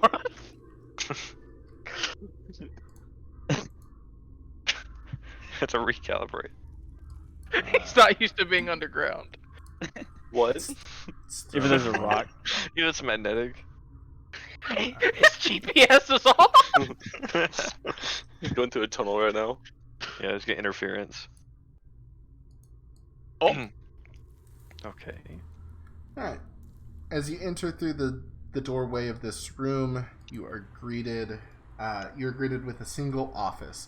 A flat stone top gold inlaid table sits in the center of the room, surrounded by dozens of snuffed or completely melted candles.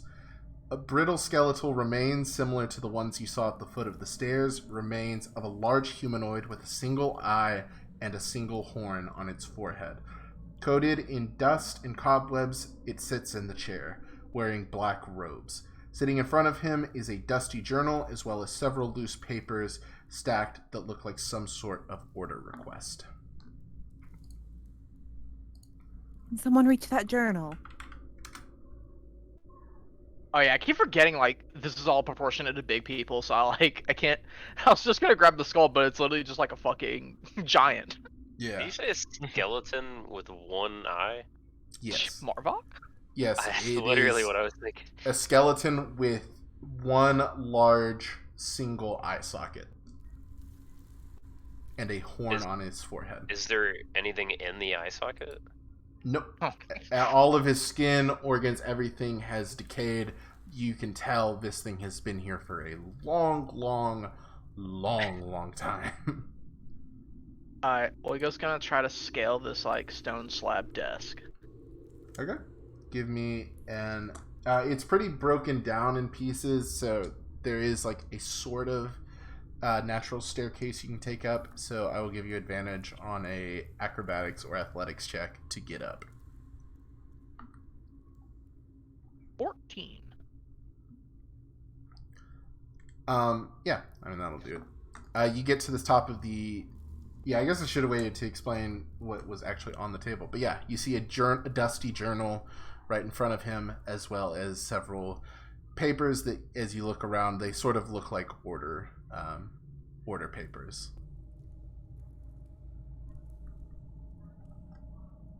Okay, I'll save that part for later. Oigo, the gears turning in his head. He knows Brother Baker and that new girl seem to be kind of like nerds. So he's just gonna try to push the entire journal off the desk. Okay. It's not like a thick leather bound or anything. It's a pretty thin journal, but as you open it up, it is filled page to page. You can pretty easily push it off. As it lands on the ground, I need... Oh, I saw you move, Alex. Blade and Alex. Yeah, don't since you guys- do that. Blade and Alex, since you guys are right there, make me dexterity saving throws. Fuck. 12. 8. Blade, you're good. Alex, you are going to take 6 slashing damage as a piece of paper cuts you. Paper cut. Yep. It's a big ass paper cut. Alright, When knocked back. and you see Oigo take a couple minutes to reach down, holding some of these sheets of paper. Oigo's gonna try to use the sheet, like rip them apart and try to make a mouse outfit out of the paper. Okay, we'll get back to you. That's going to be several rolls to get right. You guys see this journal flop down onto the ground in front of you. Is anyone checking it out? Yeah, I think Brother Baker will take a look. Yeah, definitely interested in that. As you guys open it up, do either of you speak Goblin? Oh, I I speak do goblin. actually. Oh no. Okay, this is not Goblin. You're kind of used to this. Even though this isn't exactly in your field, you know this is a thing. A lot of your languages from the old world share similarities with some of the languages on the island itself. Kind of like they have the same root language. So this is not Goblin itself. It is very similar to Goblin, though. So how this is going to work, anyone who can read Goblin can sort of decipher this. Okay. Grimby will have a read too then. If you want to Oh, wait. look... if you do want to look through it, I will ask how long you intend to sit and look at it, and based on that and an investigation or arcana or history roll will determine how much information you glean from it. Because it is a fully written out journal. You're not going to be able to get all the information just flipping through it real quick. But however pressed for time you guys are, and how long you want to spend looking at it is up to you. I know Mare would be content to sit there and read through this thing until someone like physically pulls her away. So Okay. Blade, Grimby, you guys also speak Goblin? I was thinking of geezer. I don't speak goblin. Alright. Grimby, are you looking at this with Mare, or are you wanting to go check out something else? Yeah, Grimby's gonna read this one because the fact that it's written in Goblin or similar to Goblin is interesting to him. Okay. What are the... That will take a while. You guys can go ahead, especially since you said you were just going to read it until someone pulls you away. You guys can go ahead and give me one of those rolls, either investigation, arcana, or history. and we will come back to you either when you finish the book or when someone pulls you away.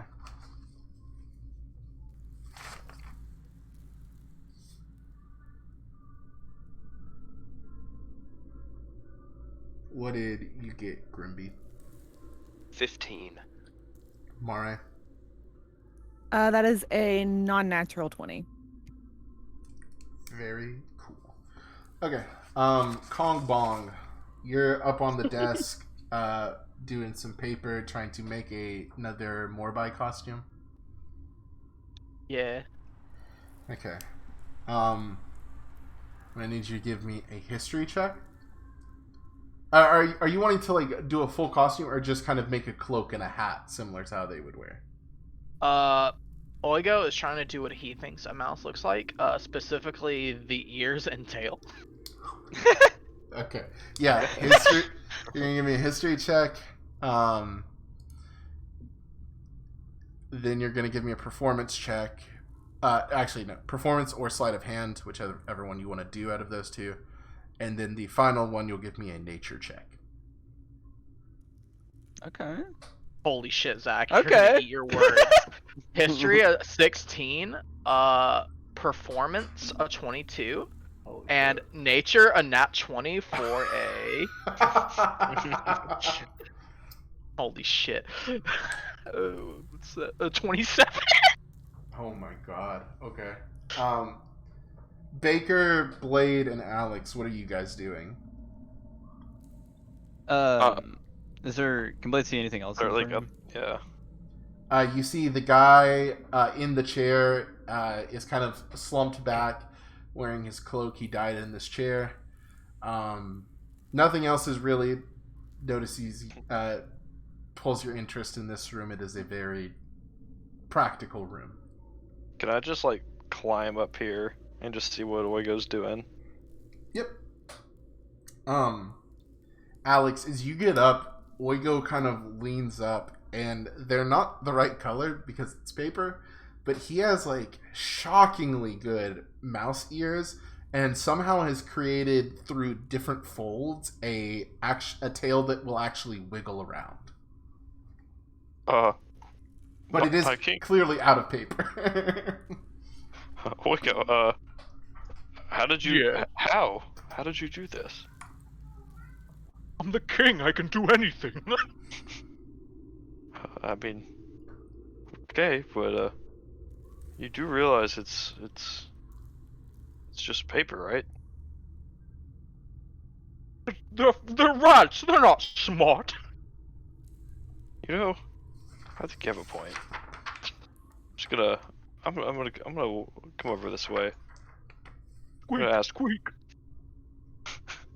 I'm just gonna holler down at Baker and be like, "You see anything see anything else down there?" No, I was gonna check the robes, but it's kind of a long reach, and I don't want the skeleton to follow me. I'll help you, Baker. Alright. Baker or Blade, whichever one of you wants to do it, you can give me an investigation with advantage, since you guys are helping each other out. I'll boost Baker so he can look. Oh, 12? what? Yeah, my rolls have not been hitting good tonight. No, that's good enough, because this was a pretty low one. You guys look, begin to slightly pull on the ropes and stuff, and you notice a glow from one of the pockets. You're able to kind of finagle it out as a small vial. It's pretty big for you guys, but it's still not heavy. Kind of falls out as you catch it, and your codex begins to vibrate as you hold this thing. Inside of the vial is a small stone. Sorry, one sec. And your codex page, mineral number 8, begins to light up. The Zoc stone. XOK. I'll post that in SOA chat right now. Ooh. Ooh. It's this kind of blue and purple, kind of scattered, spiky stone. What is in your vial is just kind of a small piece of one of them. As you see, it kind of flows. Some sort of energy within it flows around.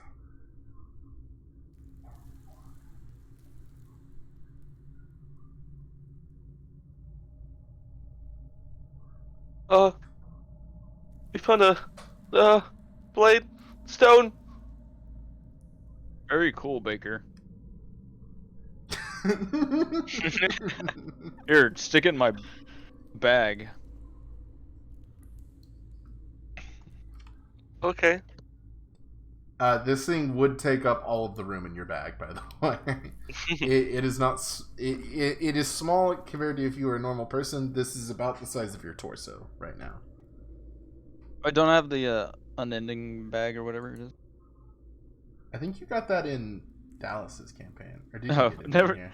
Never mind. I don't remember giving out a bag of holding in here. Oh, Yeah, okay. it's Yeah. Dallas's campaign. I'm getting a mix up. Never mind.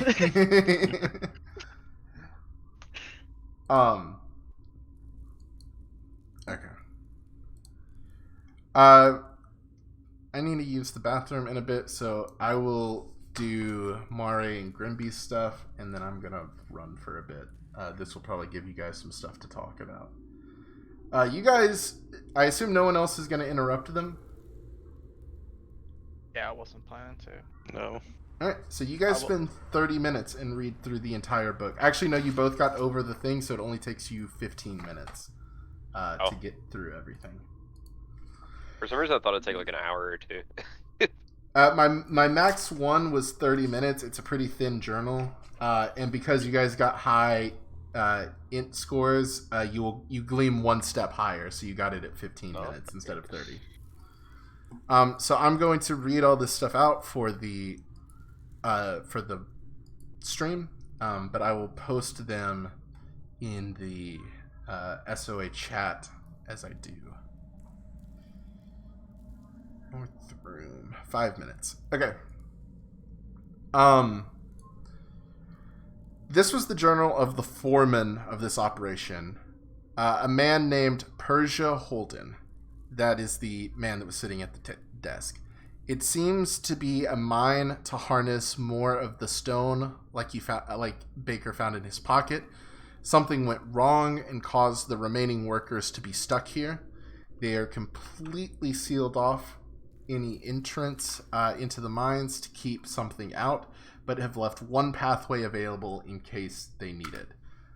Sorry if these sound a little disjointed. I wrote them thinking you might just choose like 10 minutes or something, not thinking I'd post them all. So some of it will retread and expand on information. After reading a little bit more, you find out the mines were to harness Zockstone, is the name of it, which you already found out from the Codex, for a scientist named Aldrich Ponstar, who needed them for some kind of experiment. There came an issue when a section of the flooring on the west side of the mine collapsed and an infestation of spiders got into the sleeping quarters of the workers. The bite from the spider caused the workers to lose their minds and attack each other. Things progressively got worse as the crystals themselves began to come alive and roam the mines searching for something and attacking anybody who got in their way. The survivors attempted to escape through the surface exit, but the roots from Ponstar and his partner's previous experiment had created an impassable obstacle in the tunnel exiting. You could assume this is referring to the roots of the tree. After being driven to the east side of the mines, half the workers decided to venture back in an attempt to make it to Ponstar trenches to receive help. They were never heard from again. After this, Persia and the 4 remaining sealed off the final exit, only being able to be opened on their side by a 10-digit combination the 5 made together. Security measures had been made to stop anyone from entering from the other side, but there was an issue with the security system's installation. Inside of this page, you find another folded up piece of paper that reads, "The last 3 digits are the number of days in a year." And then the final information you glean from this, Pawn Star had recently taken an outsider as a partner. The two have been working towards some project in secret. The outsider warns of impending dangers that would envelop us all if it could not be stopped. Once this partner arrived, Pawn Star's need for Zockstone increased 500%. Persia only met this partner once, but he remarks how his partner was a strange man of pale flesh, 2 eyes, and pointed ears, who went by the name Clover. There is also mention of a treasure hidden at the bottom of the mine's well. Alright. I'm going to go get some water and use the restroom. I'll be back in a bit. Yeah, I'm gonna BRB as well.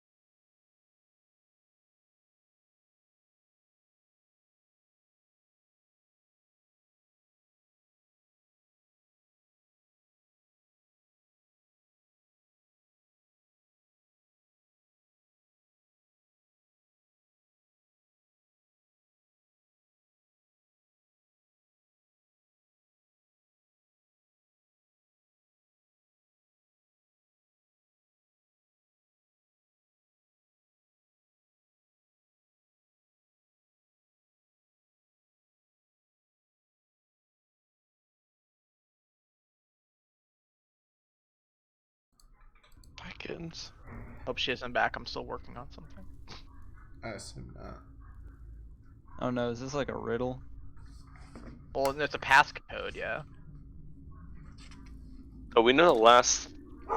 We know the last 3. We can just brute force it.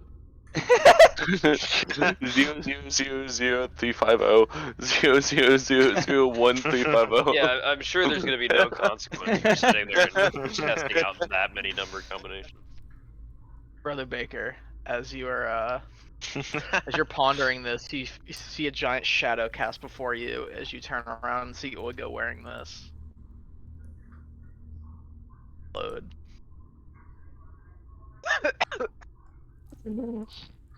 Oh my god.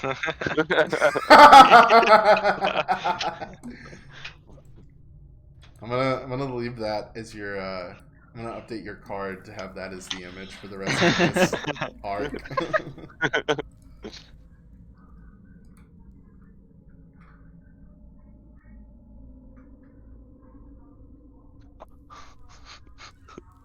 Daphne. This is taking a second. I'm gonna grab something to drink. Okay, so we just have to avoid mineral men, spiders, and an unknown beast. And solve Hopefully we don't And, run into the and unknown find the beast. rat people and slaughter, you know, the snake king. without him killing all of the rat families. Yeah. I'm Sounds sure simple. we're Suited we're for this. competent enough to do this. We've got a good plan and everything, right? And we have a few days to do this. Hey, we've got days, not hours. I don't see why you think that's going to be a problem. Fair point. We're simply going to win. Yeah, because we're the Breakfast Club.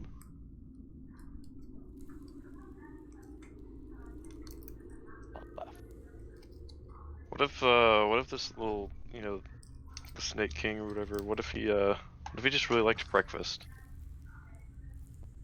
And we just like talk to him one morning, you know, just make breakfast for him, and he's just chill with letting them all go. Sorry, it's not like he just stumbles upon our camp like in the morning, like, oh, sorry, yeah, this is a tradition. We always make breakfast food for each other. Yeah, we find out where he is and we're spying him. He's just like eating breakfast.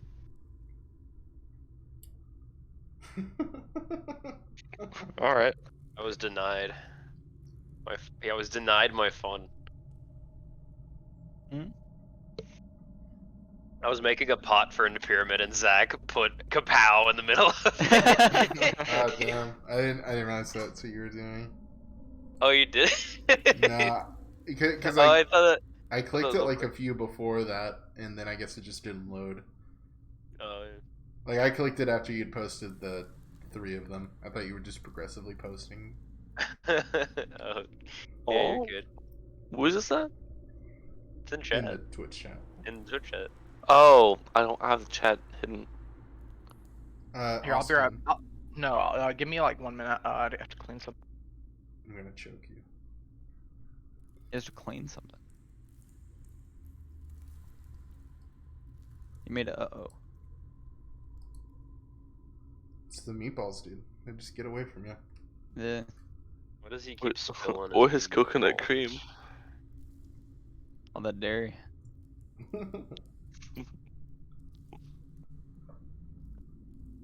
Dude, I bought Lunchables.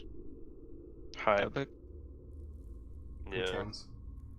The crackers and cheese ones. Oh, I've been eating too many of those. I need to Hey, change it up. what is it? how much money you can save just by buying some Ritz Buying crackers Lunchables.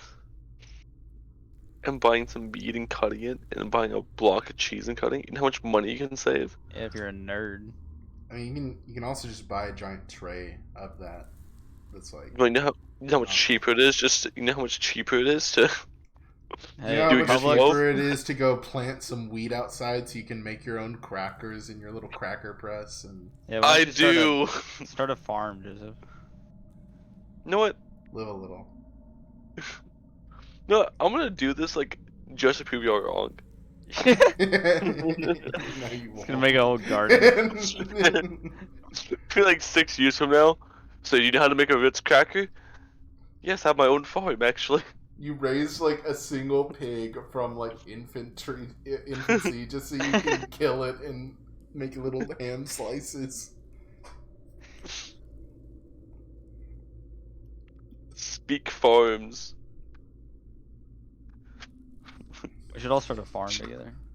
Cheese and cracker emporium. We'll make Lunchables, but cheaper. I feel like those are like kind of like copyrighted, so No, dude, they have off-brand ones. about to have to clean Like up, those animal lunch mess. makers.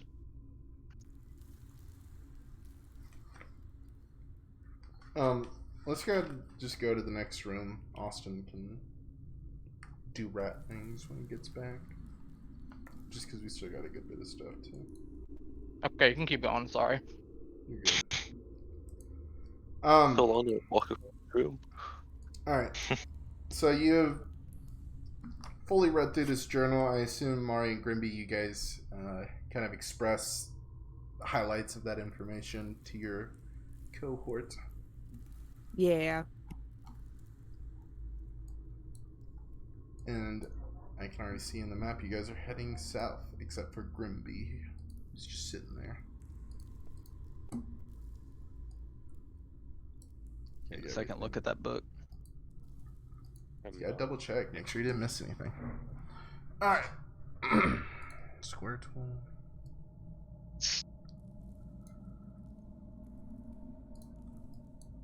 This door is unlocked. You guys make your way in. I forgot to add them, but on you guys enter this room, you see several cots with the same sort of skeletal remains of the one-eyed creatures you've seen previously. One has one has one horn on its chin, one has two horns on the sides of its head, and one has no horns whatsoever. A small desk scattered with ink quills and papers drop throughout the room. Many of the corpses are huddled up, weakly holding their throats and stomachs. The smell of rancid piss and remnants of fecal waste pollute the room in a horrid mixture of odor. One of the skeletons, a one-eyed large creature with a horn on its chin, you see laying on that top left bunk, laying on its back with its head tilted back to see that stone door to the west. On this door, you see rotatable cylinders embedded into the wall. Spinning these reveals each one has the 10 digits inscribed on it. On the left is an arrow pointing to create a line to align these numbers, and on the right is a button. The door is currently set to 707-531-8008.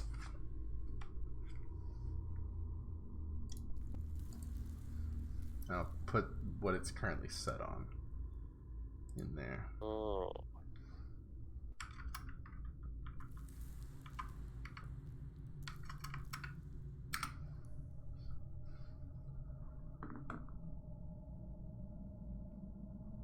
Hey, Zach, can I ask about the last 6 couple letters that you put in there? The last couple of numbers. That's what the door is currently set to.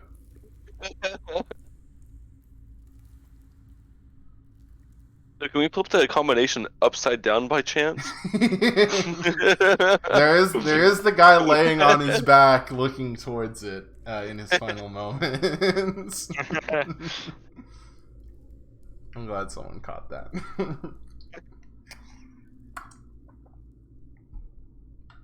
I guess Blade's gonna check out this desk. This is a very simple desk. There's, like I said, a bunch of papers thrown around with symbols on them. You can make me a insight or some kind of intelligence check looking over it. 21. You kind of get the feel just based on the repeating shapes and stuff. You're not sure exactly how the game works, but this is something sort of like a tic-tac-toe. Just kind of like a pen and paper quick pass around game that these people were probably playing while they were stuck in here. Okay.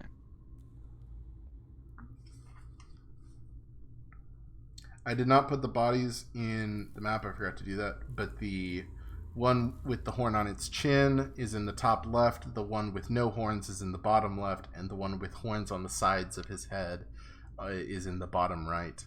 Each of them wearing the same kind of coveralls as the guy you found at the bottom of the stairs.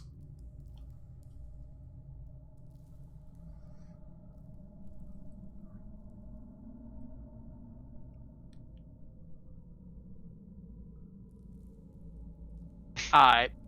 Oigo's a genius. He knows what to do. He's gonna scale the wall with the passcode on it. He's gonna try to set all the numbers to 7. But no. The thing is about 2 feet off the ground on this flat wall. So are you pushing something over there to boost yourself up, or?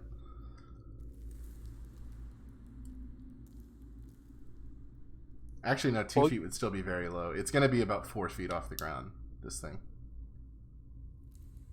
Because I'm trying to think of what would be like a normal height for like a normal person to set this at.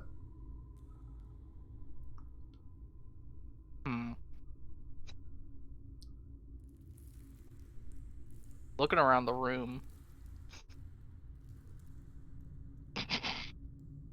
Okay. I'm just gonna try to crawl up this bed. Okay, that gives you about another 14 inches. Let's see. This is gonna be very dangerous. Oiga, is it? Wait, so I assume there's a court, like the fucking Cyclops skeleton. Each bed has a one-eyed humanoid skeleton in the bunks. One-eyed, roughly 8 feet tall with horned humanoid skeleton in each of the beds. Oiga's gonna try to push like one of his, like the dude's like foot off the bed. Okay. I mean, these bones are brittle. They have been here for a long, long time. The second you push this and it hits the ground, this foot just turns to dust. You do notice as you adjust this leg, a little slip of paper falls out of his pocket, though.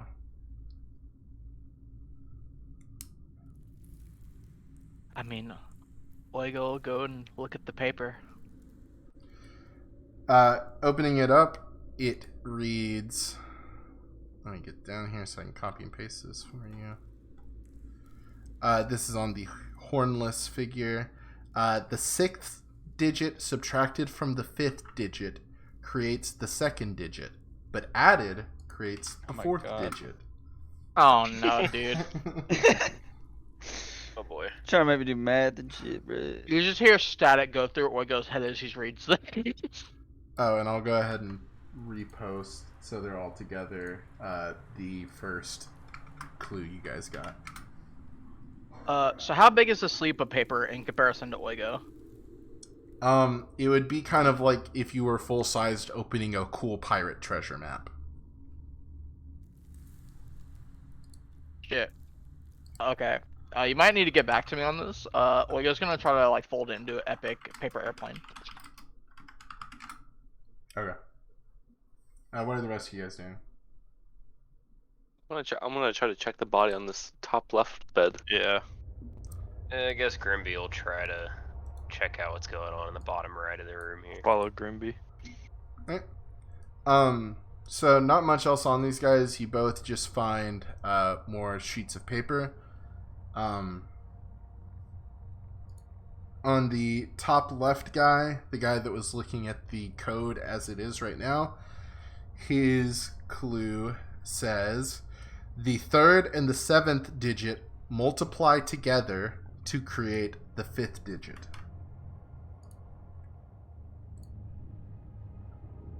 And then Grimby, you are in the bottom right. This is the guy with horns on both sides of his head.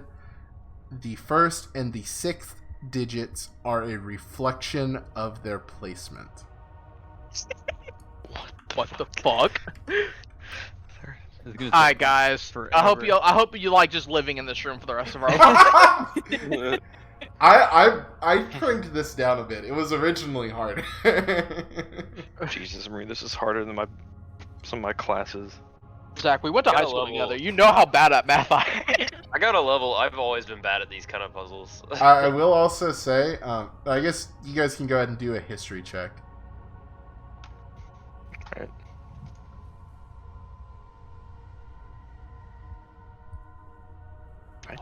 Epic 6. 11. 9. Epic 19. 15. Grimby, Alex, and Baker, you guys, it kind of dawns on you. The book talked about how there were 5 people. You found 4 of them up here, and you remember there was a 5th guy at the bottom of Mount Stairs. He meant it. Oh. Blade is gonna. It's, well, Can my memory? I think I remember something about that skeleton, but it could be totally wrong. So I almost want to ask if I'm allowed to just use that as memory because I'm not even sure about it. What about it?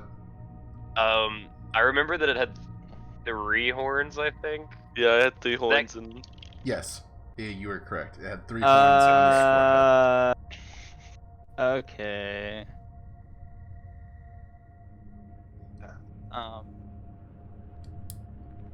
Guys, I think that at the very least we know the last 3 are 350, right? For the, there's 350 days in a year. Wait, there Right? is? Yeah.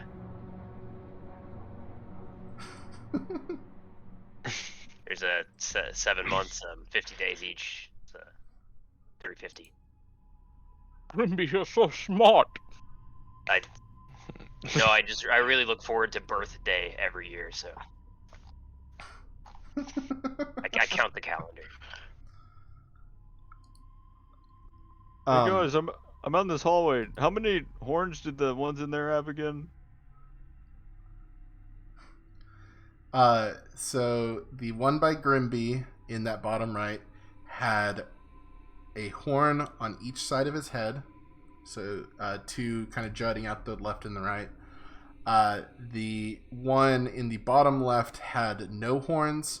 The one in the top left had 1 horn coming out of his chin. And the foreman in the office up there had 1 horn coming out of his forehead. Oh boy. Forehead? A? Forehead. Oh my god, dude. oh my god, I cannot think. Are you going to attempt to scale down Mount Stairs? Yeah.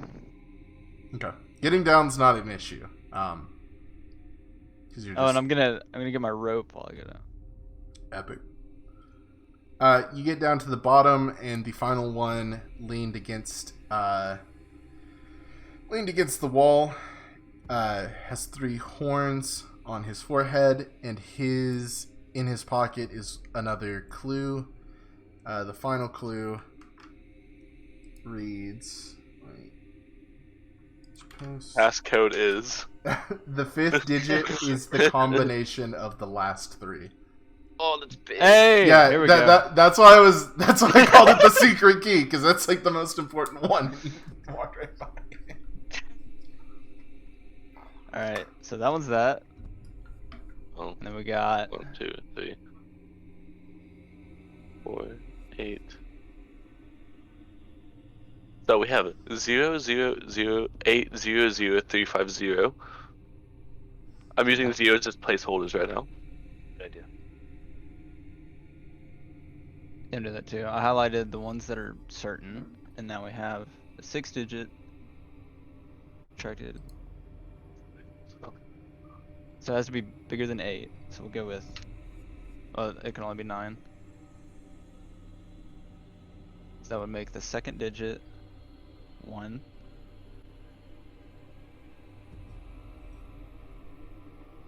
The 3rd and 7th can only be 2 and 4. The Pretty 3rd. sure. 1, 2, 3, 4, 5, 6, 7. Okay. Yeah. 2 or 4.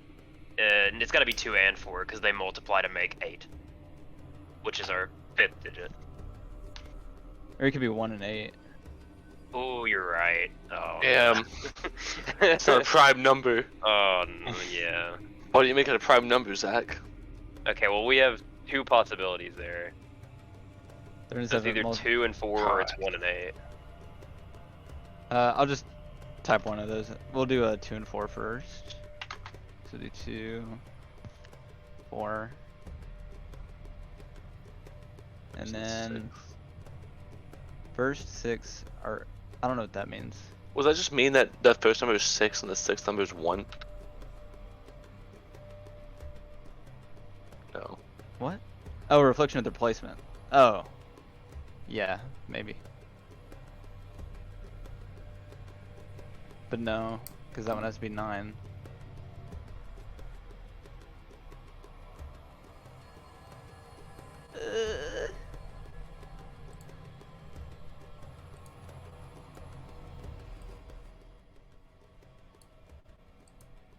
Should we get a Google Doc going? That's what Maybe. I just started to do. I can't- have a I notepad cannot open think of right this.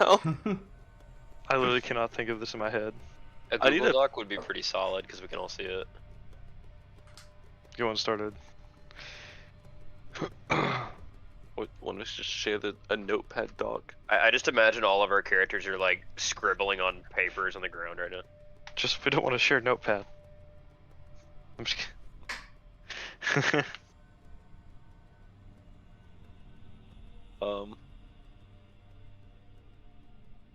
One.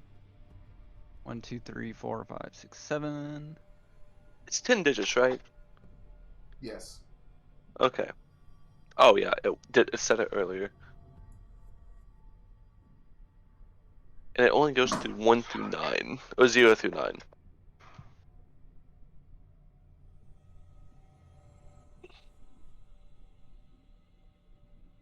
While they're doing this, Oigo's gonna make they're gonna make like little snowman angels, like from the dude's like Dusty Bones. Well, you guys not helping crack the code?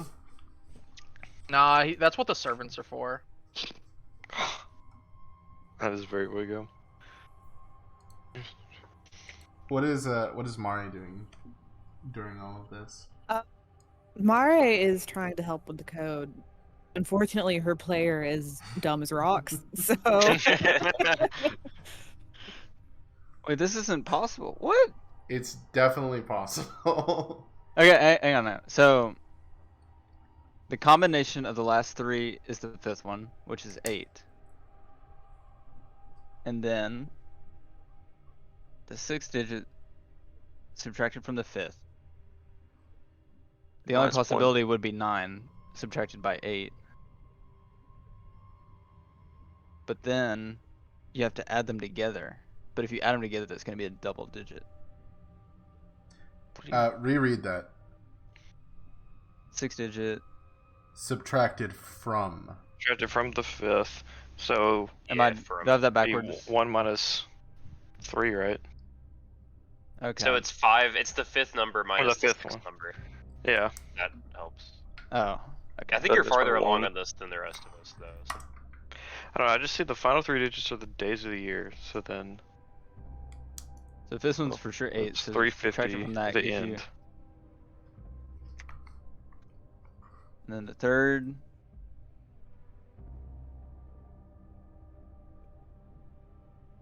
Okay, so Ugh. 3rd one has to be. Oh my god. Either 2, 4, or 8. No, 1, 2, 4, or 8. Just a second. So No, what do you have just the first digit? Huh? What do you have for the first added digit? creates the 4th. Oh, I'm not even close to the first one yet. I'm curious what the first and 6th digits are a reflection of their placement. I wonder if that means that the first digit is 6 and the 6th Yeah. digit is 1. That's what I was thinking. True. We'll try that. Okay, 6. 6. So 1, you go 2, 6. 3, 4, 5, 6. Oh, okay. So then 8 minus 1 is 7. So 3 is 7. Oh, but that doesn't work because 3. Yeah, that doesn't work. Yeah, yeah. Okay. Never mind.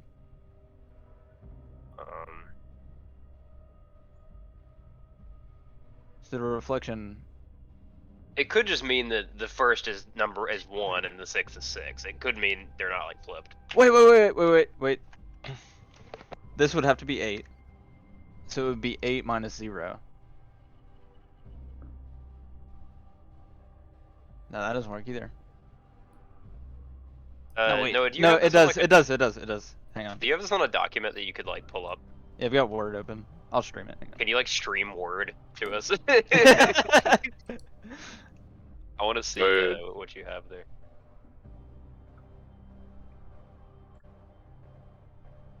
Alright. Okay, let me go through this again. I wish I could pull up chat at the same time. Can't do that. Making the numbers Oh. so big. So I don't have to look at tiny numbers, bro. Here we go. Yeah, that's smart. But So Zach, the screen's black. Yeah, Oh, never mind. I was making a new scene to share the screen. But that doesn't. This doesn't fit the reflection. This one has to We be have over half of it. We can just keep on throwing ourselves at it until we get it right. Oh, Zach's doomed us. Oh God, Just- this is our version of doors. It's just math. Just It's not. read them very carefully. All right, I'm just gonna start over here. All right. Zach, my reading comprehension is great. My math skills are not so much. I'm just really bad at taking different pieces and like considering them together. I don't do well with that. But I'm thinking. If it helps no. you guys out, I'll let you know. Once you get through this, no more math for the rest of the dungeon. Nice. No, just use that 10. Just use that 0 at the very end for the 10. We'll go 0 through 9. This is a long shot, Zach. Can I do an intelligence check to see if Oigo can instantly get? You get a nat 20 into a 10, yeah. Fuck yeah! I just want to do. I'm willing to. Fuck it. He'll get us somewhere. Yeah, if anybody wants to do intelligence checks on the actual thing you guys are doing, because I imagine you're doing this on like the scrap pieces of paper, I can give you kind of some guidance if you score well. No, we still have a slight issue because your 8 minus what 0 8 minus 0 does not equal is 1. 8. Wait, No, 8 minus 0 is the third. creates no. The 6th digit subtracted from the 5th creates the 2nd digit. Oh, the second. Oops. Yeah. So. Zach, if I Venmo you $10, I'm having fun with this. I don't mind. Just wait till ARG season comes around, Rachel. oh no. Then you'll. John had like a whiteboard trying to dissect prime numbers last year. No. Yeah, I think if I remember right, I had one thing misconstrued and it just totally sent me off the rails. Oh yeah, wait. I don't know if we've actually. Yeah, we should at some point show Rachel like the full process of that fucking ARG. Insane. That took so long. Also, you and I sat in a chat for how long trying to solve it, and then Zach just deafened it when did something else. Like, just message me if you all get close or find something new. Everyone's pretty into it. We're genuinely trying to figure it out. Third and seventh multiply. 1, 2, 3, 4, 5, 6, Make 7. the So this is 8. Did you roll an intelligence? Yeah, check that seems before right. we go? Oigo got a 10. He is now dawned on him that numbers actually mean something. True, you're learning, dude. Do any of the people working on it want to do an intelligence check? Yeah, I'll do one. I'll give Yeah. you a pretty big clue to help guide this along. I got a 4, which is a pretty good representation of how I'm feeling in real life right now. Got a 6. Okay, not gonna cut it. Yeah. So the Alright. sixth digit subtracted from the 5th digit creates the 2nd digit, but adds to create the 4th digit. So 6 plus 5th. 1, 2, 3, 4, 5, 6. So that one's 9. Are we done? That's gotta be it. Yeah, that should be it. I'll run through it again. So 6 minus 5th, or 5th minus 6, 7, which is the second one. Mhm. Then you add them, which is 9, creates the 4th one. 3rd and 7th multiply together, that's 8. Yep. 1st and 6th reflection, yeah. Yeah, I think that's it.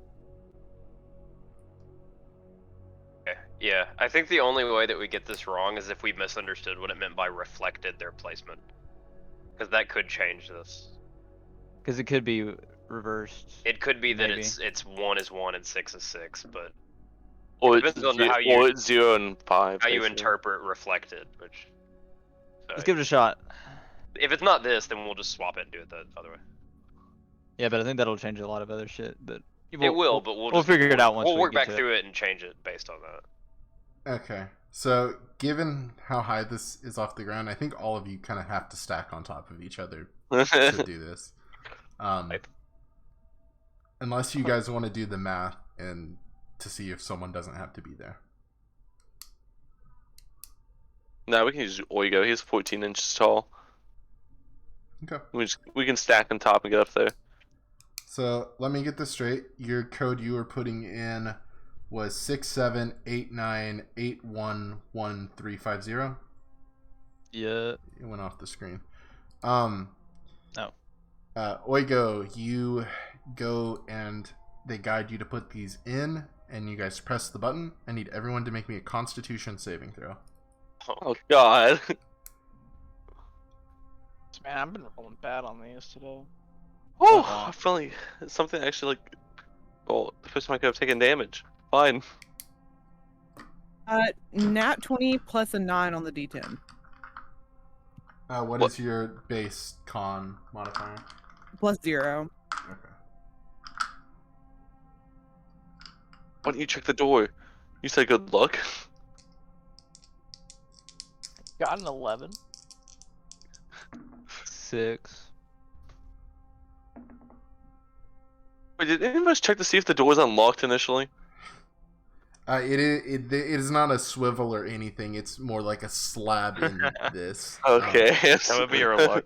I was trying to double check that someone actually checked to make sure it was unlocked before just trying to solve this code. So if you got over a 14, Fuck.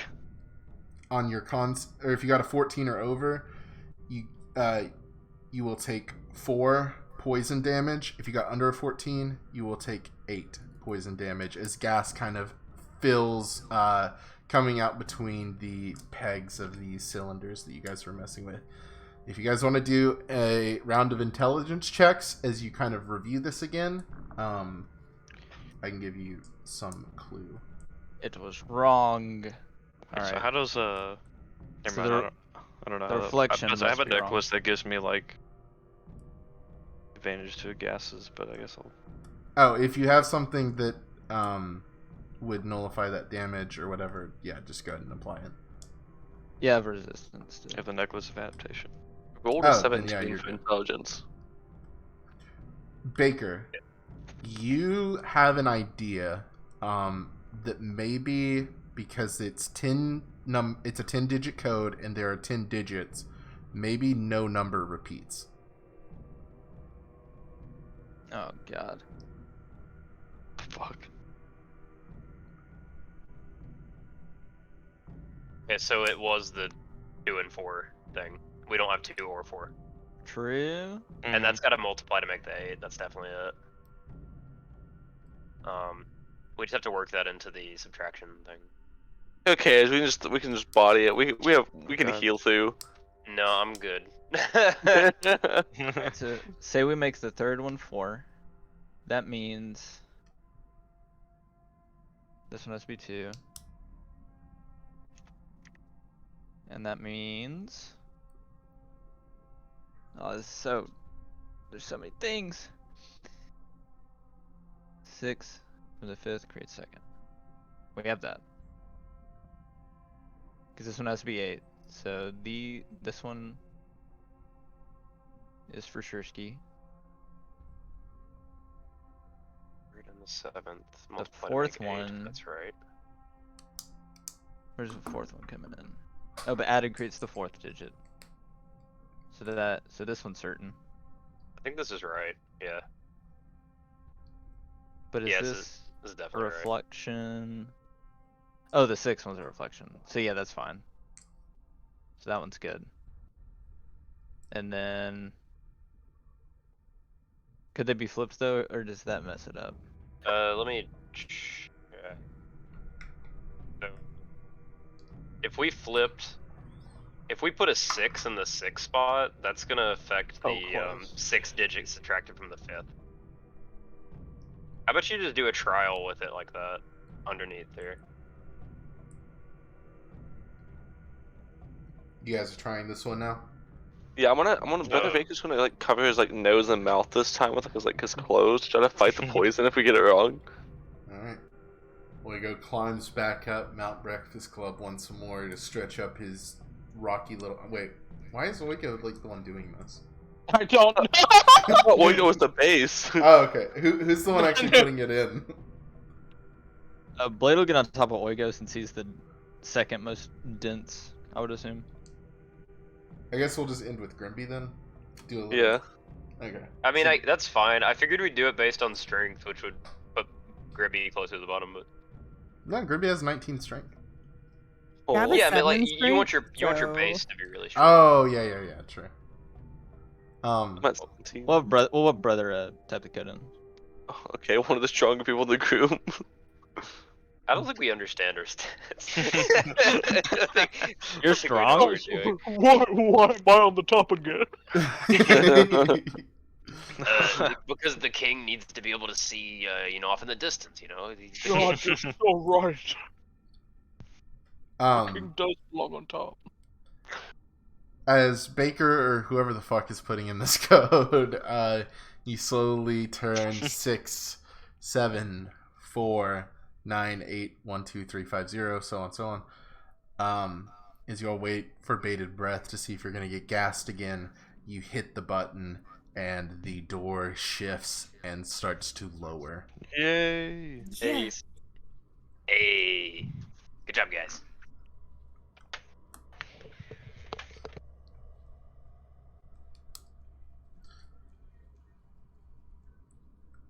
Epic. Thank you for the word doc, Noah. That helped. Yeah, no problem. All right. No more math. I promise. For now. Please never do that again. Oh, there will be more. I like some math One puzzle. more time. One more time.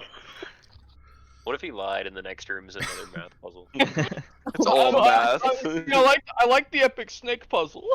You You come have to do th- integration. You come through a hallway and find an abacus at the other end.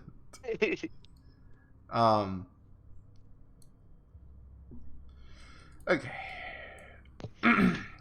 As you put in the correct code, the door slowly recedes into the ground and a dark hallway stands before you. I need you guys to go ahead and roll me initiative. Oh boy. Oh wait, I know this is 15. probably not true. Do we do the negative dice roll for nat ones on initiative? I wasn't gonna make you if you want to. No, I don't want to. Yeah, go ahead and do it. Okay. No, I'm kidding. I'm kidding. Wait, did you roll that one? Yeah, I roll a nat one on initiative. Okay. Oigo's heads hurts from all that math.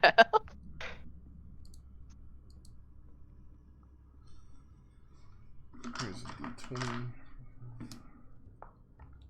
Hey, you're not alone.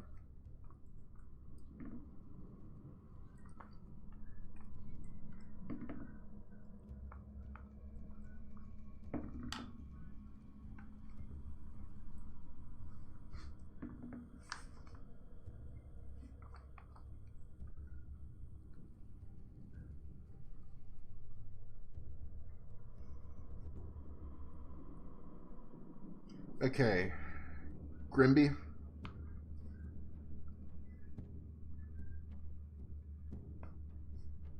Initiative? No takers? He still hasn't left the other room. Grimby's dead. Damn. No. Math killed Grimby. Math killed Grimby. Sorry, I was doing the clip for that. Oh, you're good. It's kind of hard to do that with during stream.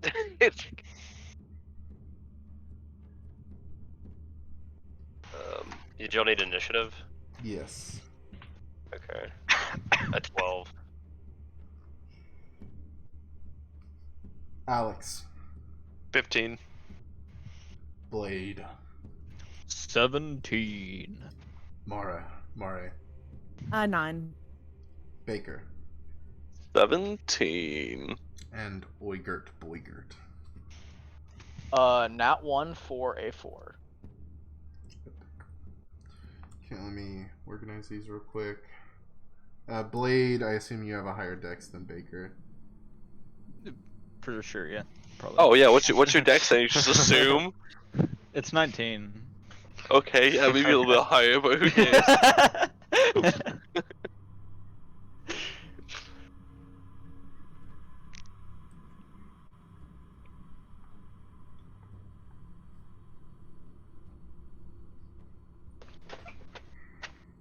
Sorry, 1 second.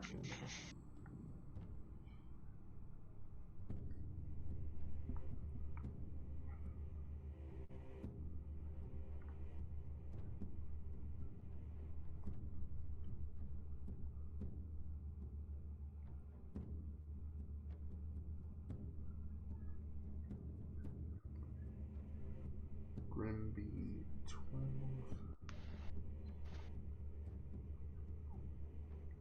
So does that mean for like the next combat, our movement's gonna be like just going through one square if we're trying to run? No, I wasn't gonna adjust your movement or anything. The suspension I'm of sorry. disbelief. I figured the monsters would be smaller, so it'd be like to scale. No, we're actually fighting one of those like one-eyed humanoids. He's just like a zombie. It's just Do we get freaking AC huge. bonuses for being so tiny? No. All your stats are the same. Wow. Alright. I'll give you AC bonuses, but you're gonna lose strength and movement speed. Alright, you guys come to the end of this hallway. It's not listed, it's not on there, but there is kind of a stacking of rocks they've kind of put to create a false wall here. Before you guys can go outward from here. We're not in initiative right now until you get out there, but just letting you know. Well, Oigon not knowing that there's literally probably enemies on the other side, she's probably just gonna try to kick at the pile of rock, Alright, blocking fair the way. enough. I might need to change the music.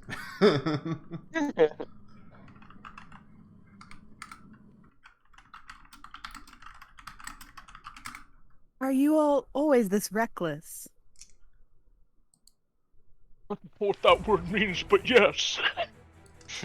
I am pretty great. Oh boy. As Oigo does this, you hear a lot of shifting coming from further out. Oh. You guys step out into this hallway. To your immediate left, you see a lot of this Zockstone. I'm dying.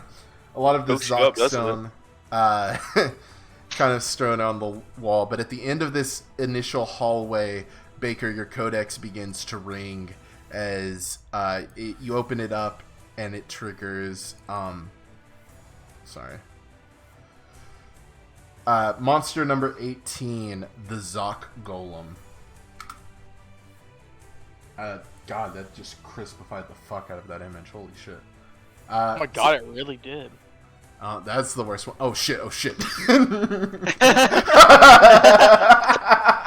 You guys see Oigo's eyes flare. I've seen into the infinity. I forgot I had the erase tool clicked, so I just clicked on all of the darkness. Hopefully no one was zoomed out too much. No, it's pretty zoomed in. I had a different tab open. The streams haven't updated also. I looked up the stream to catch it, and it's still before the yeah. update. Stupid freaking owlbear is dramatic and has to be open to update. Okay, so at the end of this hallway, you see this golem that is kind of made out of these Zoc stones. It's has one single eye in the center of its head, and you notice it has two horns coming out of the left and right side of its head as it kind of peers over and looks at you with this empty gaze. Blade, you're up first. Alright. Let's see. This is gonna be a lot of rolls. So Blade's going to, since he's pretty far away, he's gonna draw both his pistol and his blunderbuss. He's gonna fire both of those at him. It's gonna be a 21 and then a 15. First one hits, the second one does not. Okay. Blunderbuss will be 12 damage.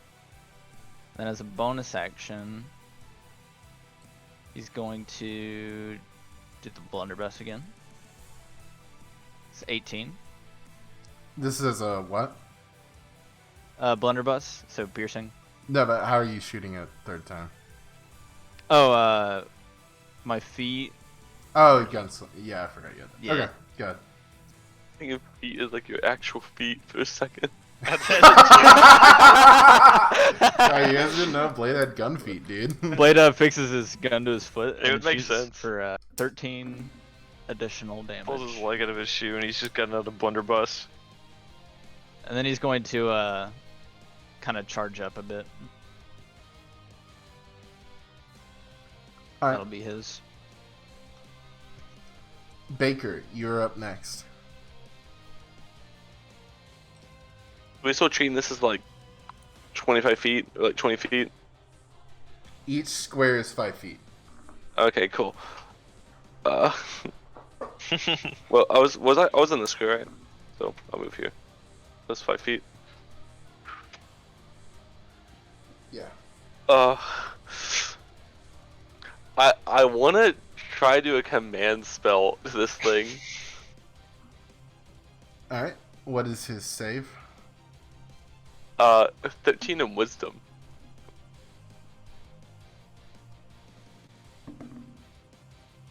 He is going to fail. Good, because I was just gonna be like, sleep. Alright. Anything else? No, I'm just gonna tell it to sleep. Okay. Alright. He is actually up next.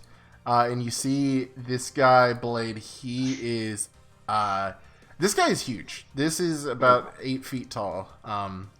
So he towers over you guys. As he begins to walk, Baker speaks to him as he says sleep. And the guy just kind of stops and stares at you for a second, Baker, before he lays down.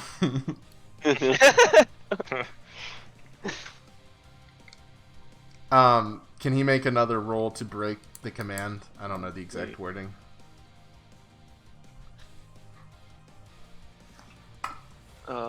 Is this target undead?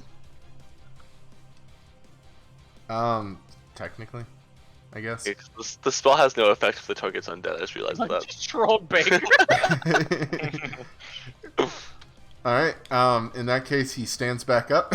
He was just faking it the whole entire little time. power nap. He's going to come over and hit Blade twice into this wall. No. 19 on the first one, Yeah. and 10 on the second one. No. Alright, you will take you'll take 7 bludgeoning damage and 7 radiant damage. Oh my god. This kind of energy from the stones he is made of slams into you.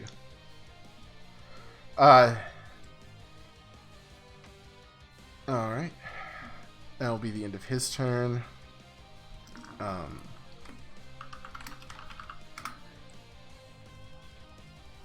What is their movement? Oh, fuck, they're fast. Oh no! Fuck. You see another one comes around. This one has no horns. What is the range on this other thing?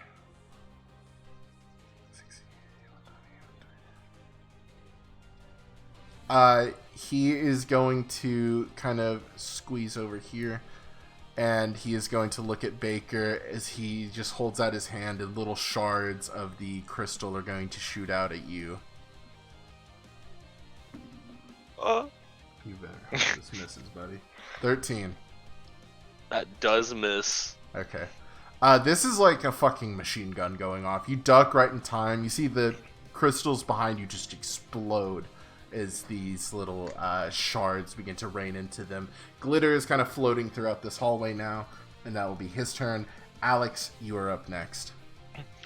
Alright, Alex is gonna run up behind Baker and basically put his musket like on his shoulder and just fire at him. Fire at the 17 hit, yeah. 17. Yeah, that hits. That's 5 damage. And now Baker's death in that ear. Damn. That is how much damage? 5. Which one are you shooting at? The one in front of Blade. Okay. Don't do too much damage now. Save some for the rest of us. I was about to ask if you rolled that right. Anything else? That'd be all. Okay. Next up, 5, 10, 15, 20, 25, 30, 35, 40. You see another one. Oh my god, dude! Come on! They're just kind of creating a line. This one has one horn on his forehead. He can't really do anything. Well, I'm going to have him roll, but the... What are the cover rules?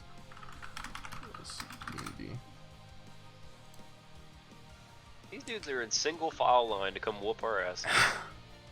If only I had some sort of cone spell. I'm gonna count it as 3/4 cover, because you're so small he can see you through his legs. He's gonna lean over and look between no horn and side horn's legs.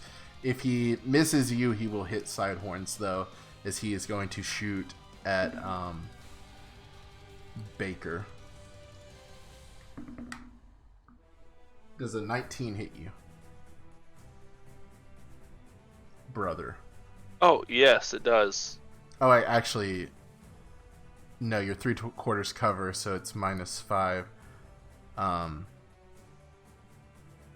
Does a 14 hit you?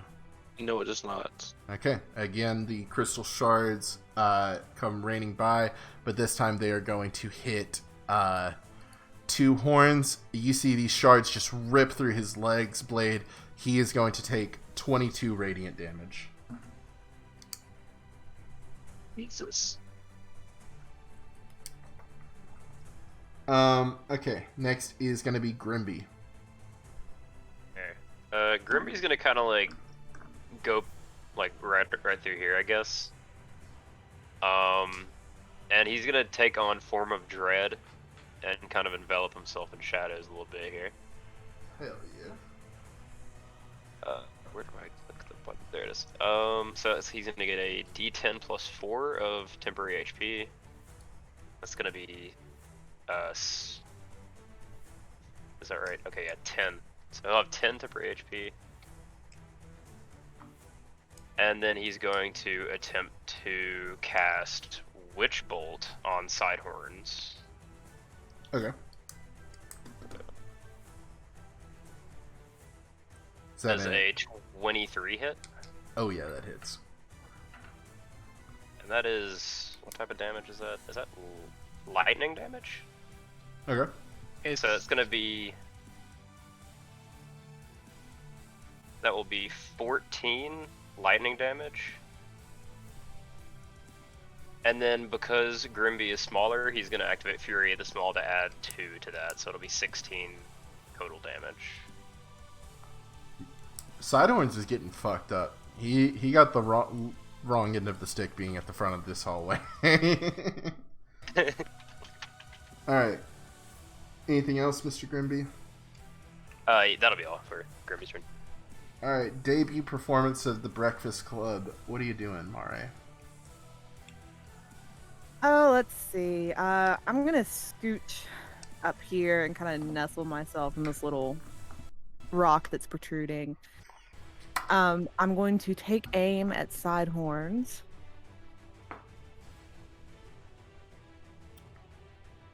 For a 23 to hit. God damn. You guys bummed all the rules on the mount staircase so you could save them here. Yeah, that hits. Alright, that will be a total of 9 piercing damage. And, Blade, take your d6 of Bardic Inspiration. Hell yeah, dude.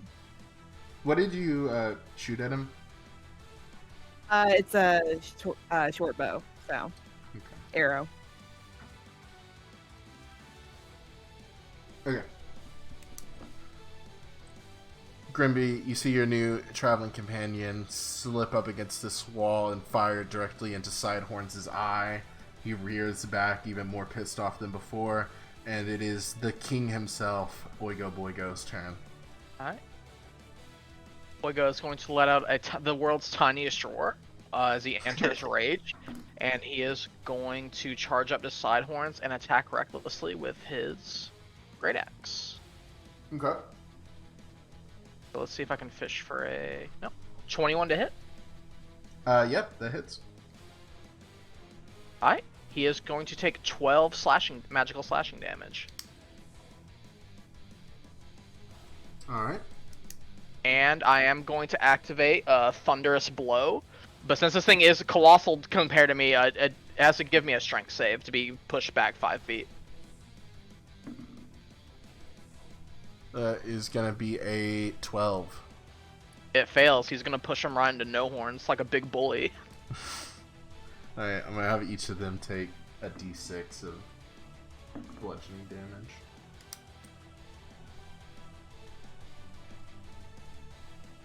Alright, anything else? Nope, that'll be it. Alright, let's see. Let me do some rolls. Alright, nothing happens. We're back at the top with Blade. Alrighty. So Blade's gonna leap into the air. He's gonna drive both of his blades into his eye. Oh shit, he did the name! Uh-oh. Uh-oh. Here's my bardic for one of these. Oh my god! Oh no. I don't have inspiration, do I? I'll do Yeah, that. you should, unless you used it already. You get one at Oh. the top of every session. Oh! Okay. I'm gonna do that.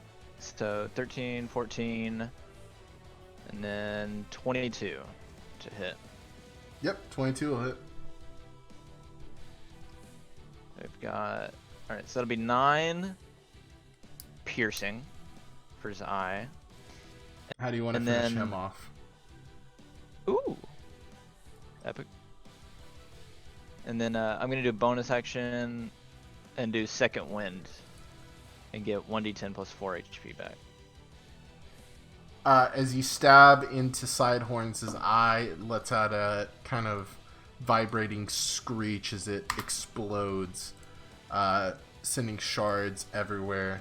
I need one horn, no horn, Blade, and Kong Bong to make dexterity saving throws. I get it. Nat 20! Let's go. Thank God I have advantage. Add your d10. Yo! Oh yeah. I also got a nat 20! Add your d10. I got a 9 plus 4, so oh fuck math. 33. 30, yeah. I got a plus dexterity, 25. Alright. Oigo, you'll take half damage. Blade, you will take no damage because you got over a 30. Epic. So Oigo, and then the other two slow bum boys are gonna take full damage. They will take 15. Oigo, you will take 8 piercing, so half because you're rage, so 4 piercing.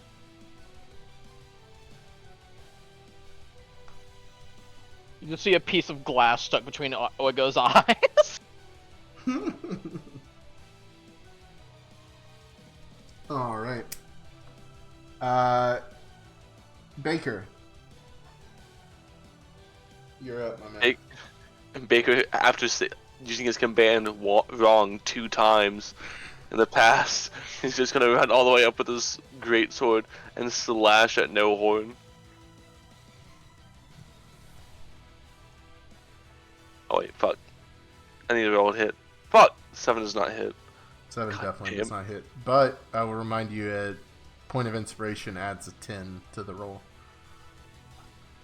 Yeah, I'll take it now. Alright. Turning it to a 17 will allow it to hit. I accidentally rolled the damage before hitting to see if I hit. Do you want me to use the roll damage beforehand or new damage? You can do either. Okay, I'll just use the. I'll just use the first one. I'll do 9. I didn't expect you guys to smash your head into the wall on this one, so I'll give you any help you can get.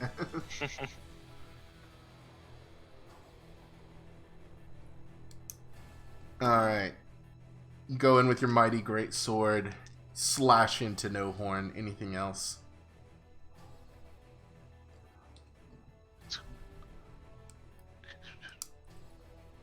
Mr. Baker? Oh, yes, that's actually. Nah, wait. Can I not can I use healing hands as a bonus action or no? What does it say? Like, oh, sorry, lay on hands. What does it say? Like, Find it. It says you have a pool that can heal for 20 points. Oh, no, mine's an action. Fuck. Yeah, that's kind of it for Baker. alright. No Horn is next. He's going to lay down 2 mighty blows into you, Baker, in retaliation. He wishes. 25 to hit. Yeah, that hits. Oh, and a crit fail on the second one. Ah. So let me get the cards. For that first one, you will take 7 bludgeoning and 7 radiant damage. And for the second one, let's see what happens when he crit fails. This is a monster attack. His AC is reduced. Something slipped. He kind of slides a bit on the shards of glass from 2 horns. Or side horns, 2 horns, whatever. His AC is reduced by 1d6. His AC is reduced by 2 for 1d4 rounds as he tries to collect himself. This will last for, if I can get to the d4, it will only last until the end of his next turn. It will last 1 round. All This right. is no horn. Yeah, that's No Horn. He's slip sliding around over there, so it's a little easier to hit him. Next up is Alex. I'm gonna run up and kind of do the same thing I did before, except on blade shoulder and line up a musket and hit 1 horn. All right. Fuck. Use a point of inspiration. Make it a 19 All right, that'll hit. and 13 damage.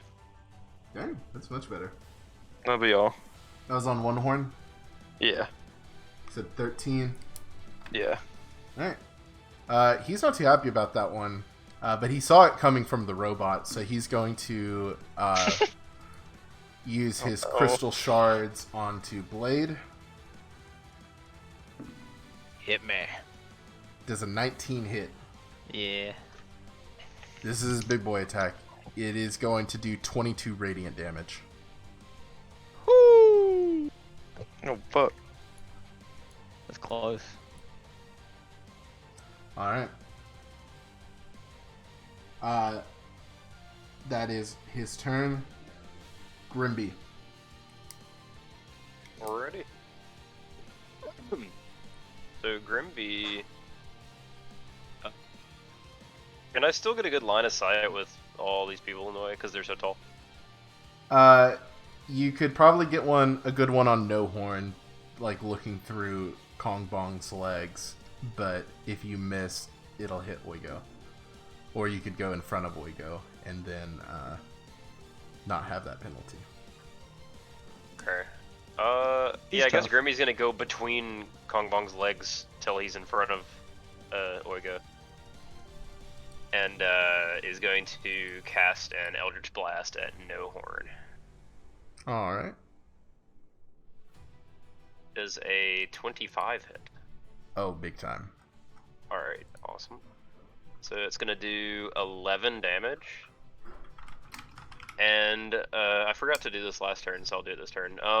The trait of Form of Dread, essentially, No Horn's gonna have to make a DC 15 Wisdom saving throw. Okay. He got a natural 20.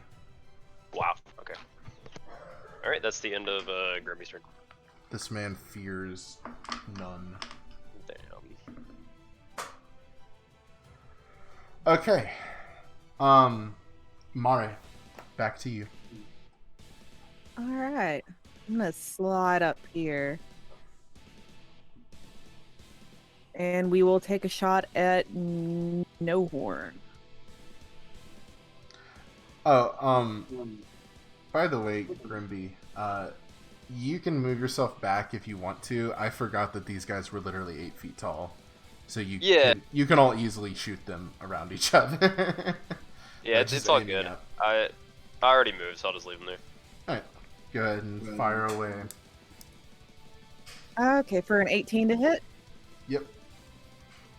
And, oh nice, 10 piercing damage. Which one was this into again? And No Horn. Alright. And who is rough on health right now? Me. He Blade. kind of got schmacked at the very beginning. Yeah, Blade got hit bad. Blade counts as does he count as a construct? Yeah, he's a Warforged. Well, can't do healing word on you, I'm sorry. Wait, can you not do healing word on constructs? Yeah, it says has no effect on undead or constructs. Damn. Okay, get fucked. Fuck you, I Still guess. think being a robot's cool. I will, however, give you another D6 of Bardic. Sweet.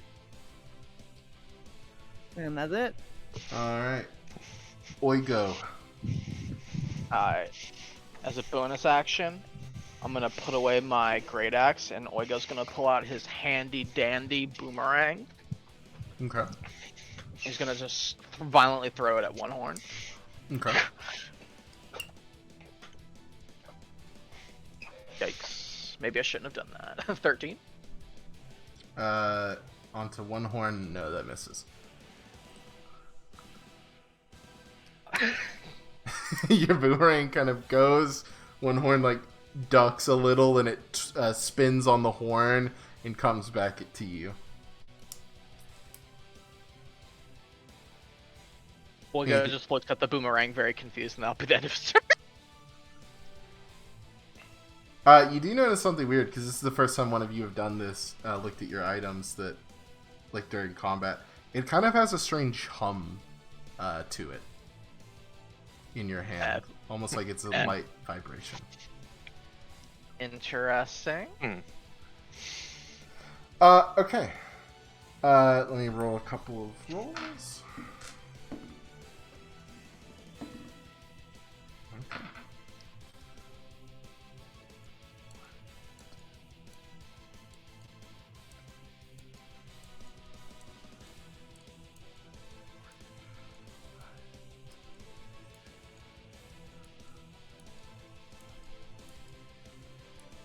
You see another one comes strolling in from above. This one having 3 horns coming from its forehead. 3 horn.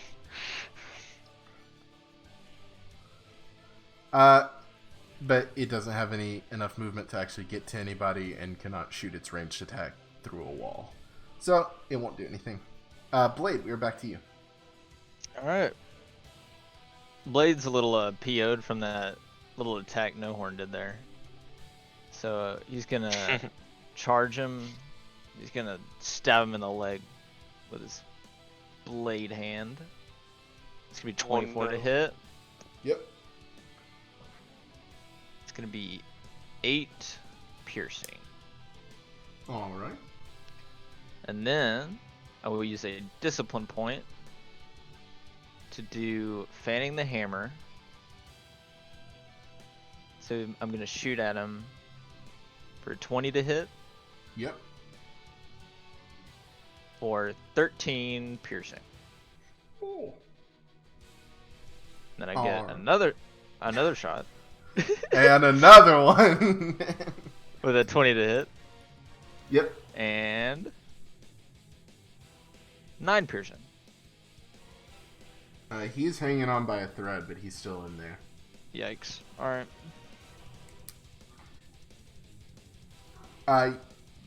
Baker, you see Blade come up alongside you and just lay out this flurry of swings of his sword and shots of his gun.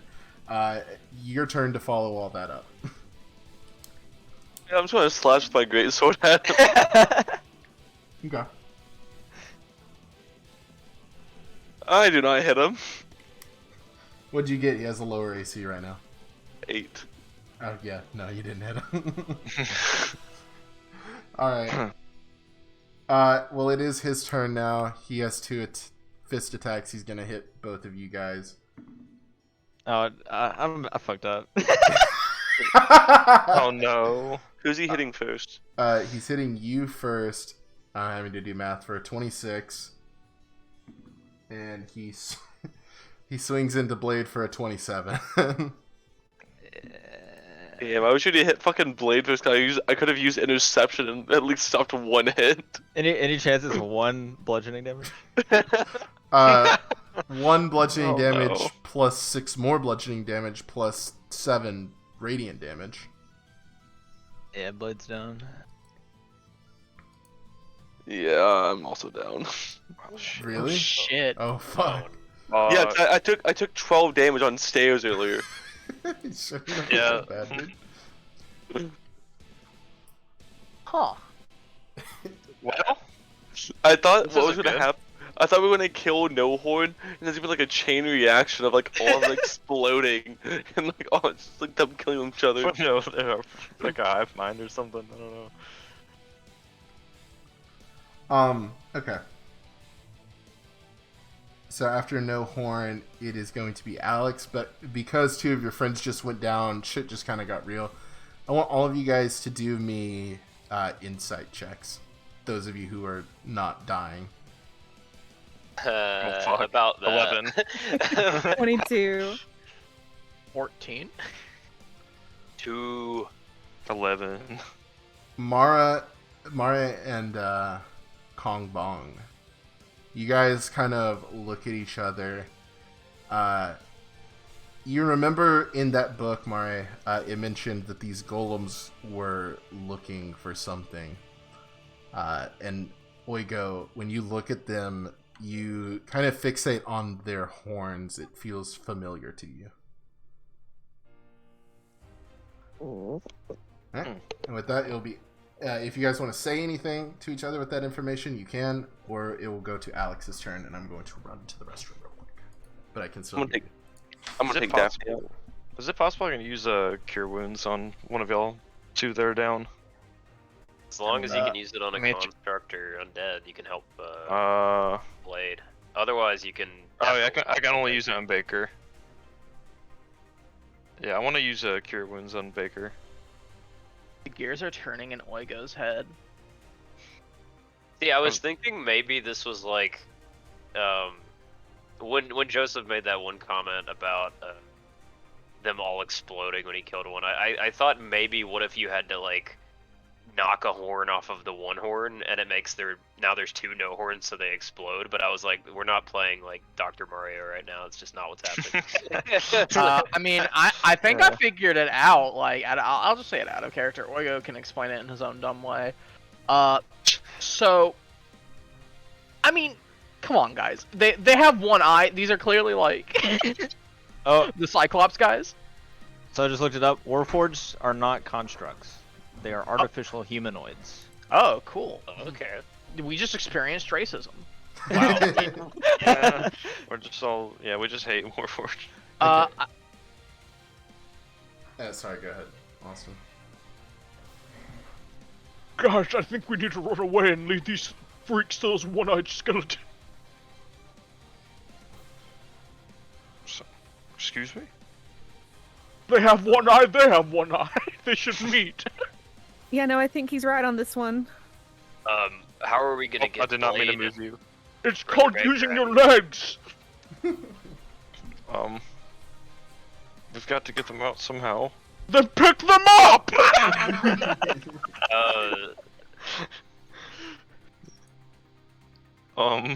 Alex, which one did you use Cure Wounds on? On brother What did you heal him for? 6. Alright. Baker is back up, but I think Joseph's gone. Yeah, I'm We still- outside. Yeah, he's taking Daphne out. Are we still gonna move an initiative if we're trying to run away? Yep. Okay, got it. All right, Alex, that was your turn. Are you doing anything else? Yeah, that's it. That's all I can do. All right. One Horn is next. He he didn't like seeing Baker get up, so he's gonna hit him right back down again. Oh fuck. My AC 16. First one hits. Alex, God. does a 18 hit? It does. All right. Baker is back down. Alex, you will take 14 damage, split between bludgeoning and radiant. I can't. God damn. Oh, Wait. brother, I tried to save you. Oh, Oh. I wish they would hit the other person first so I can help. Daphne! Who's Daphne? Baker, you're losing your mind! Too many times in the head. God damn it, the horns are getting to him. Alright. Grimby, you're up next. Oh boy, I was really hoping that wasn't the case.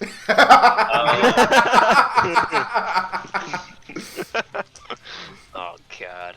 Fuck, we're in a So, very bad we- situation. So we're gonna run, right? Is that the decision? I think so, yes. Okay, Grimby's going to grab Blade, and as he's grabbing him, he's gonna cast Spare the Dying. Just so he doesn't have to do like death saves. And then throw him on his back and try to run. Okay. Like, You will- I guess full 30 feet away.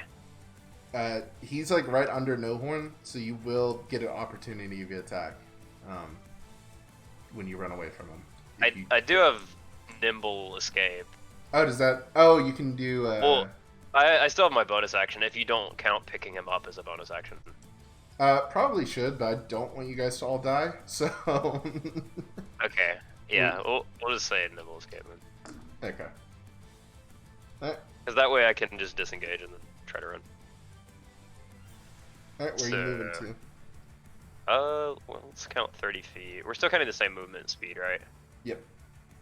Okay, well, I gotta drag the map. It's like well, it's like somewhere like right here, I guess. Alright. Next up, Mari. All right, I will second level healing word on Baker for 11. And then I'm also going to book it. Baker, once again. I'm back up. How many times do you have to teach you this lesson, old man? Yeah. Wait, aren't all of you leaving? I'm really studying by myself. I love that dude just reviving Baker but not picking him up. So because you got up, went Uh-huh. back down, and got back up again, you do gain 1 level of exhaustion from. Wait, so half movement speed? Flashing.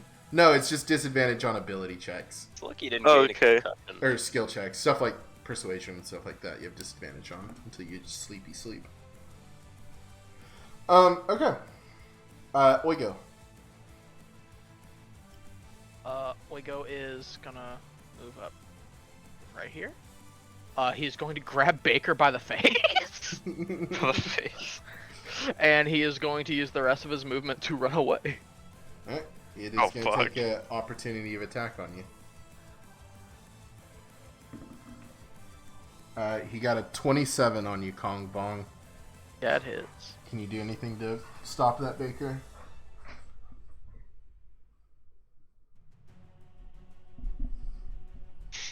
Alright, you're going to take... you're raging, so you will take 4 bludgeoning and then 7 radiant. Where you go? Nothing to me. And now all that stands there is Alex. Alex, you actually, after everyone is left, you see one final one emerge from the shadow. Chin horn. Chin horn. Like, wait, I just noticed you named 3-horn Daphne. Oh, that was me. Three Horn is going to come and try to shoot between One Horn's legs at you, Alex. Again, if this misses, it will hit One Horn. Same rules as earlier. Does a 15 hit you? It does not, just barely. Okay.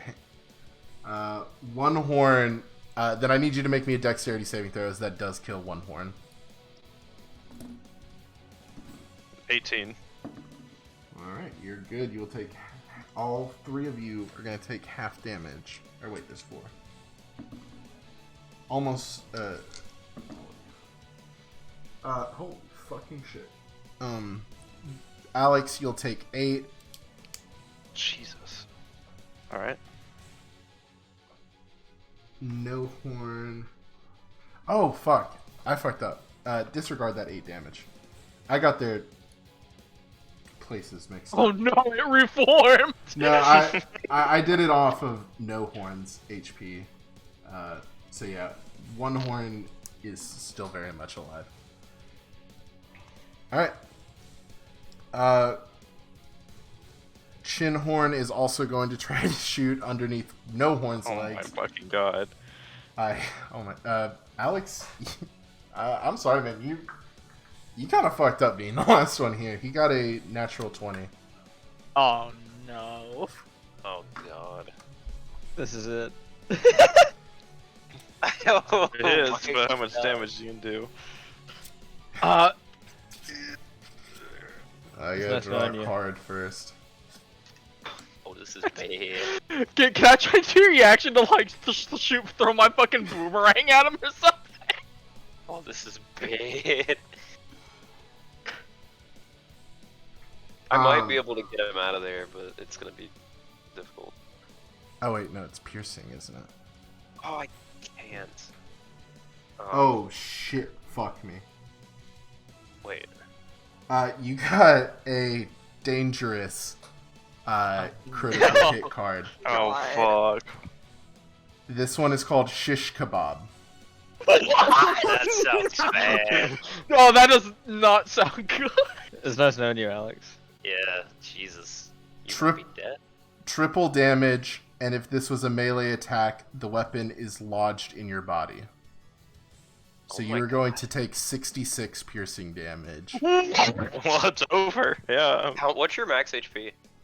35. Oh my god, you just passed it. If you go... Oh wait, no, wait, what were you at before? No, Is that's it- I asked him as max HP.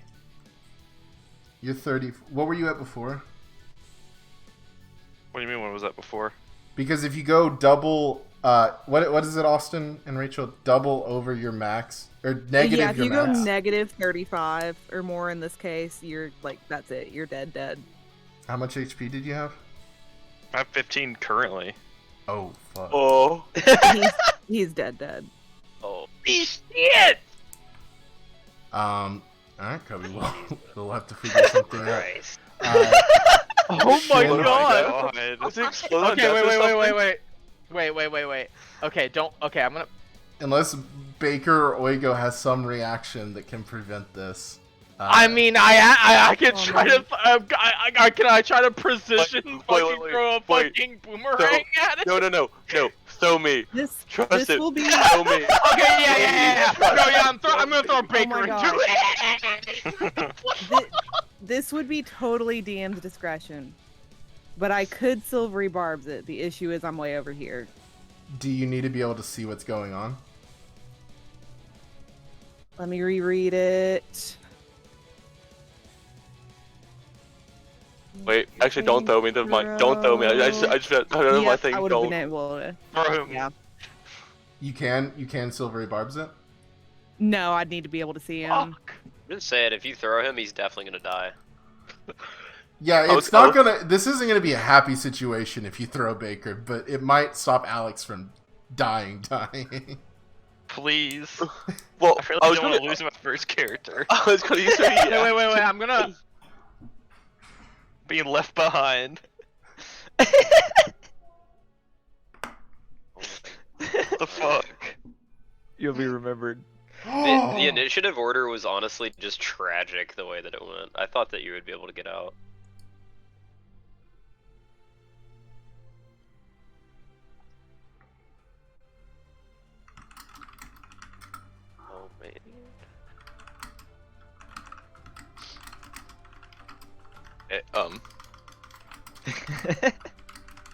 Okay.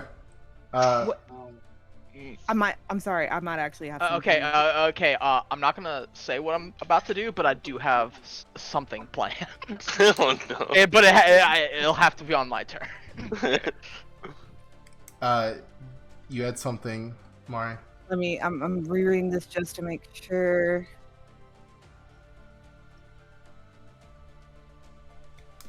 Fuck. Nope. I'm sorry. That wouldn't work. All right. So how much damage do we have to negate so he does not die right now? Is it Is that less 15 than and 10? it's 66. It's a lot. Oh yeah, I can't. I'm sorry. So He 35 started plus at 15 and he did 66 You'd damage. have to deflect 16.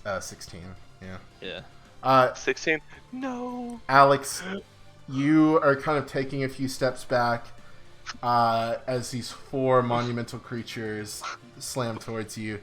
Chinhorn looks beneath No Horn, blinks once, and just holds its hand up as shards begin flying towards you. You will take the 66 radiant as Oigo and Baker, you look back and Alex's body is ripped to shreds. Oh my god. You are dead. That's the first like non-meme death that we've had like a whole like any campaign. 66 is so much. So, so a lot of the crit cards like just add a little bit or a little something. That was very unlucky that he got like one of the worst ones. I'm so sorry, dude. I was- Like, that sucks. If I would have gotten thrown in, I was gonna use an interception to like try to block off 10 damage. With the gun. I'm sorry, Kobe, but the battle is not over quite yet.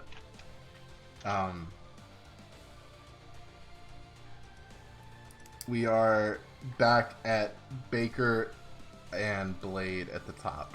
Blade, you are down. You're stable, so you don't have to do death saves, but you are not conscious. Epic. Baker, are you doing anything or just getting carried by Oigo? You just saw Alex get ripped to absolute shreds. Gosh. I'm just gonna run to. I'm gonna like kind of like fix like swap myself out of like Kong Bong's hands and run over to Blade and use 10 points of my lay on hands pull on him. And then can I use the other 10 on myself? Yeah. Alright, cool. Didn't know if I could do it both in the same turn. I don't know if you can, but we'll figure it out later. For now, that's fine. Do you say the 3 of them down there have no idea what just happened to Alex? Guys, something, bad. Alex, What is Alex, Alex is, no longer with us. This can't be. What happened? The Chinhorn one stuck out his hand and just blasted a new one, like 66 damage or something. Weird specific number. No. Alright. No Horn is next as he comes barreling down the hallway, crashing into these crystals before using the wall to bounce off momentum, and he's just going to smash you twice, Oyo. Oh yeah, you will. 13 doesn't hit. And then a 21 for the second one. Yeesh, brother. Yeah, that'll hit. You're going to take, because you're raging, 11 damage split between radiant and bludgeoning. That is no horn. One horn is next. It is going to come down Oigo and do the same thing, smashing you twice. First one hits Second one also hits, so you'll take another 22. No. Oh, fuck, guys, this is not good.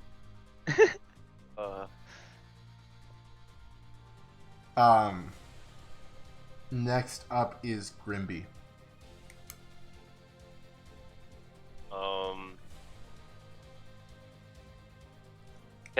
I can tell that Origo's kind of getting like attacked by a bunch of stuff, right? It is very violent back there. Yes, Oigo is getting the shit pummeled out of him right now. Okay.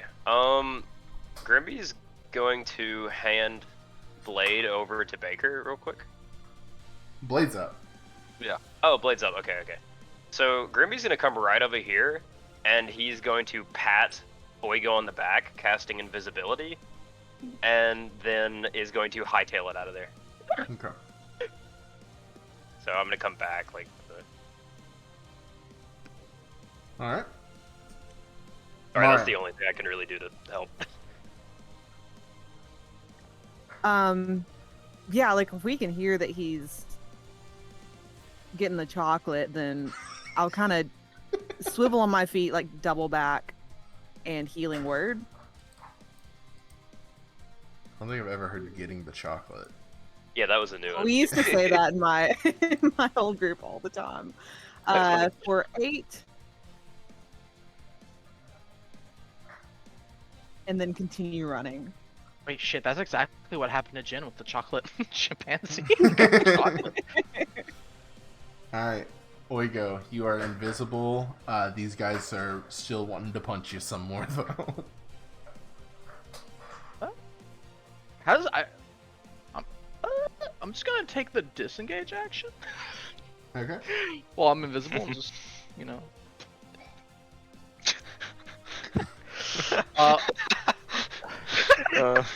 Pick I up pieces. want to make a comment. If he's going to pick up Alex, no. Alex will become invisible when he picks him up.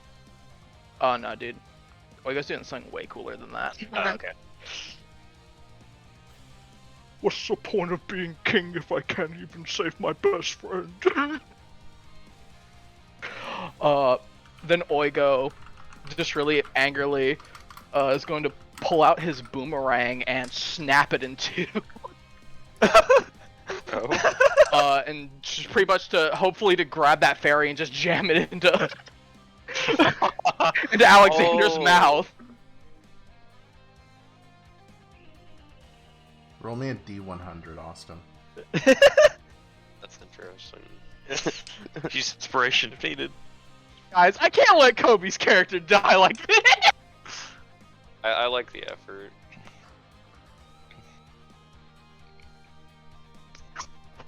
Oh my god. Why? You know, sometimes the dice, sometimes Oigo gets 100s on, dancing, but then he gets 14s on trying to save his friend. Oh no, dude. Can I roll something for fun? Hey, yo, Grimby, clip that. That's what the crystals are saying right now. Alex, give me a survival roll. Alright. Where's survival? I've been dumb. Oh. Can you use inspiration on that? Oh my god. Yeah, of course you can. 17. Your body is torn the fuck apart right now. You come back into consciousness for a brief second to see Oigo rip his boomerang in half. You see both of you see the engravings on the boomerang kind of slip out through the center like a shadow, but instead of reforming the fairy, they just kind of fall into the ground and melt away. But you did see him break this. If you have any final words or anything you want to deliver to Oigo, you may.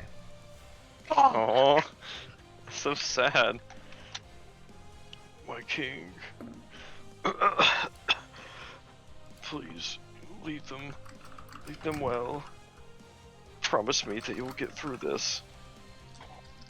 Fuck, dude.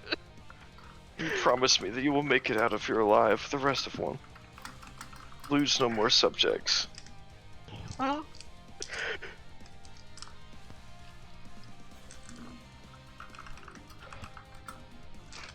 My lord.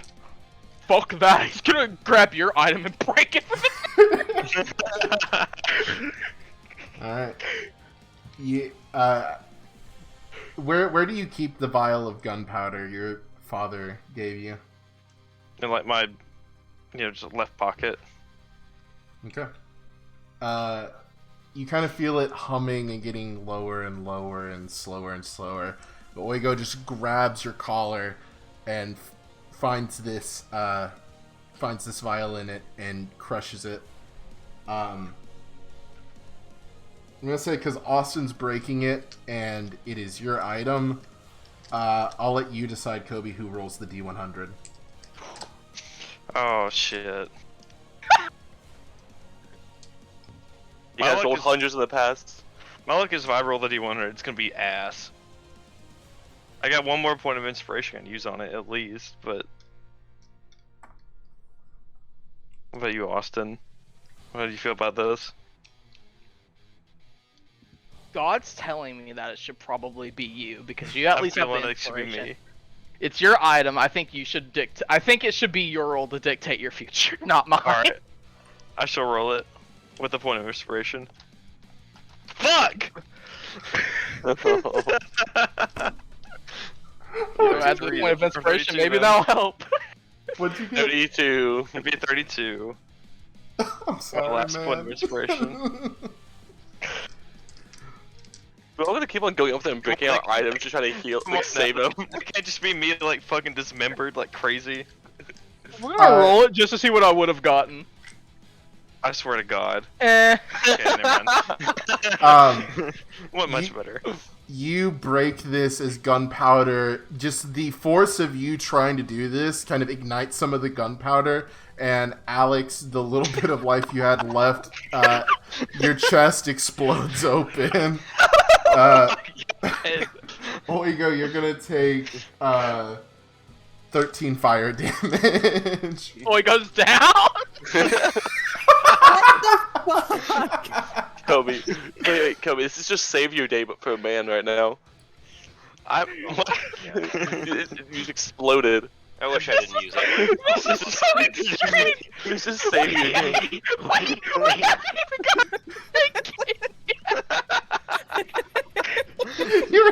You haven't even gotten into like the second room. It's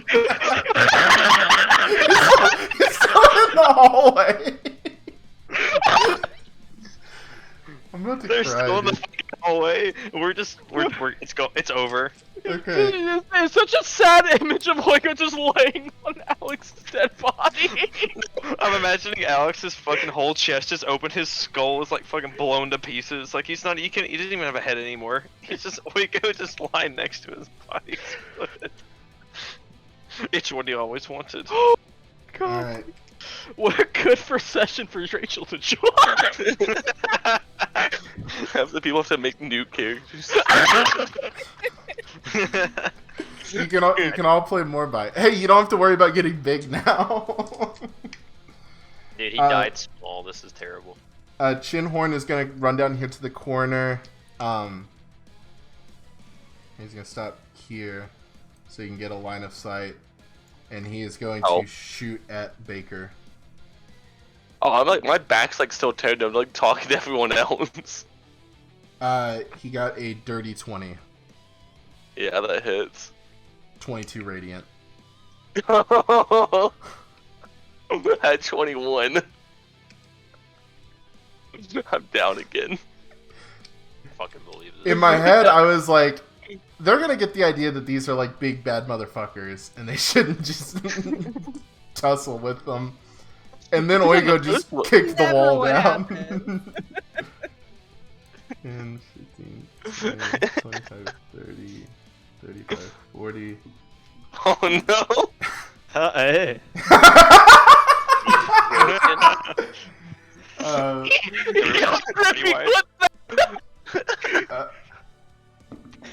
I'm gonna be to the only one that survives. I can't right now. more I think about it, Alex's death was fitting. He fucking exploded. Everything. Oh my god. This is bad. And Daphne's killing Joseph. Like So both the tanks are down. One person's dead. I'm out of healing. All we had to do was run to the room. Hey, what? So It was just me left. what happened with those healing flower things? Did we ever get like potions from it or something? You never said you turned them into potions, so right now it's just 18 raw flowers. Okay. It takes a whole You're action smearing to them on make a yourself. potion. So Three Horns slams into the wall and raises both of his fists and comes down on both Grimby and Blade. I already forgot what the first roll was because I rolled this like 3 minutes ago, but it was over a 20 on Grimby, and then Blade a dirty 20. So when I was brought up, how much was I healed for? 10. 10. Okay, great. But yeah, that hits. Yeah, You made it Blade, a 14. Blade is back down. Grimby, you took 14. 15 damage. Yeah. Oh my god. Okay. It is slowly working. They have gotten to the end of the hallway. Are they both down? Yes. Good God. Yes. Blade, DM me a death saving throw. Baker, DM me a death saving throw. No, I'm gonna have to do that. It's just a d20, right? Yep, D20. 10 or higher is a pass, 9 or lower is a fail. Nat 1 is 2 fails, nat 20 you're instantly up. I'm just gonna You're roll it to stabilized. self. Oh. You guys can go ahead and DM me those. Sidehorn is dead. Alex is no horn Really is still dead. alive. No horn is gonna get over here, but can't do anything really. And then one horn is gonna do the same. I guess they'll just start forming the conga line. Oh my God. I guess like that kind of last.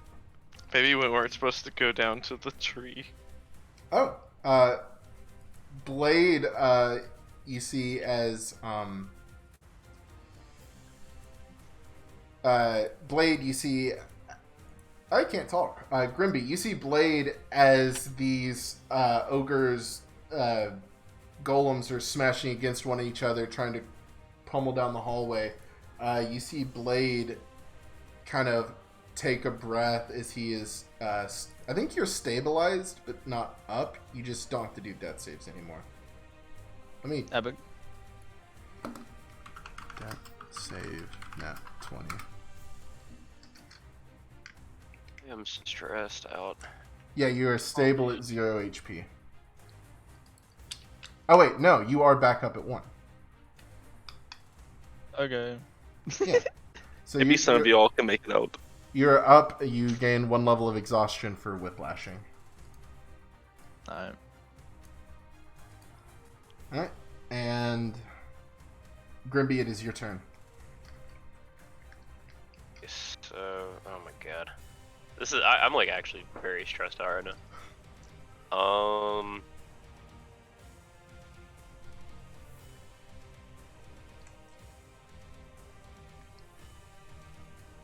I genuinely, I don't know what to do in this situation. Grab somebody and run, man. Sometimes that's all you can do. Yeah, the problem is, like, I'm worried that anything short of a dash action is not going to get us out of here. So I don't You know. got, like, Can I 5. grab somebody and take a dash action? Is that a thing that I could even get away with? Yeah, you can. Oh, okay, okay. Since Blade is stabilized, Grimby will grab Brother Baker there, and then I guess take a dash action out of here. Okay. Unless, is that going to trigger opportunity of attack or no? You have your bonus action. You can do your small boy thing to get away. Okay. Can I still take dash action with that? Yeah, dash action would be your full action. Okay, let me do the math here. That's 5 feet, and then I can take. I can pretty much get all the way into this other, through like both these rooms, so I'm gonna do that. So that's 5, 15, 20, 25, 30, 35, 40, 45, 50, 55, 60. So me and Brother Baker will be in this room now. Okay. Mare. Oh boy. I'm just going to start screaming and yelling in the trying to get them to ignore the fact that, Blade is up and stable, trying to get their attention and like lure them back into this area. Okay. Give me a persuasion roll. Or performance, which either one you want to do. That is a 26 persuasion. Sure. Let's do a insight on them to see if they're bloodthirst. Definitely not a 26. So, alright. So after you, Oigo, DM me a death save. Okay. I'm so sad right now. Don't want to Me lose, too. so we go. Blade, no, it's Chinhorn and then Threehorn. Chinhorn gets in the Congo line. Blade, what are you doing after you came back up? Running. Oh, so you're not playing dead or anything? Oh, sure. He'll play dead. Alright, give me a deception roll. Where did there it is. 15. Okay. Yeah, he's definitely going to fall for Mare's bait. Then he is going to ignore you and go try to beat up the small gray woman.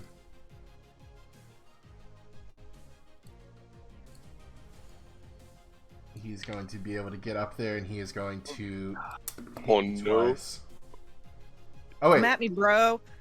Oh wait, this is Threehorn. Okay. Daphne. 22 on the first one, Yeah. 12 on the second one. The first one hits. Second. Alright. The usual 7 bludge, 7 radiant. Blade, it is your turn. I mean, No one gets the opportunity to attack on you.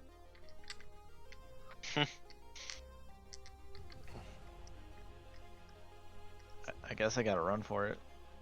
So I'm gonna run in here.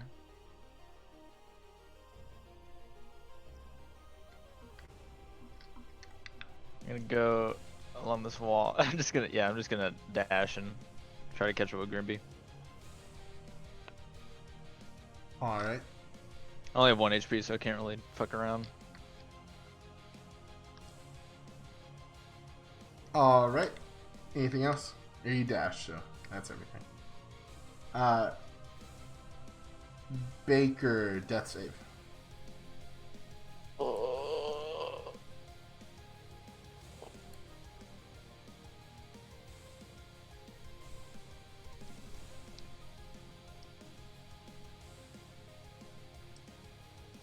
Alright. No horn. 10. My bad. I was trying to move map.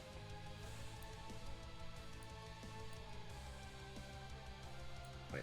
5, 10, 5, 10, 15, 20, 25, 30, 40. Okay.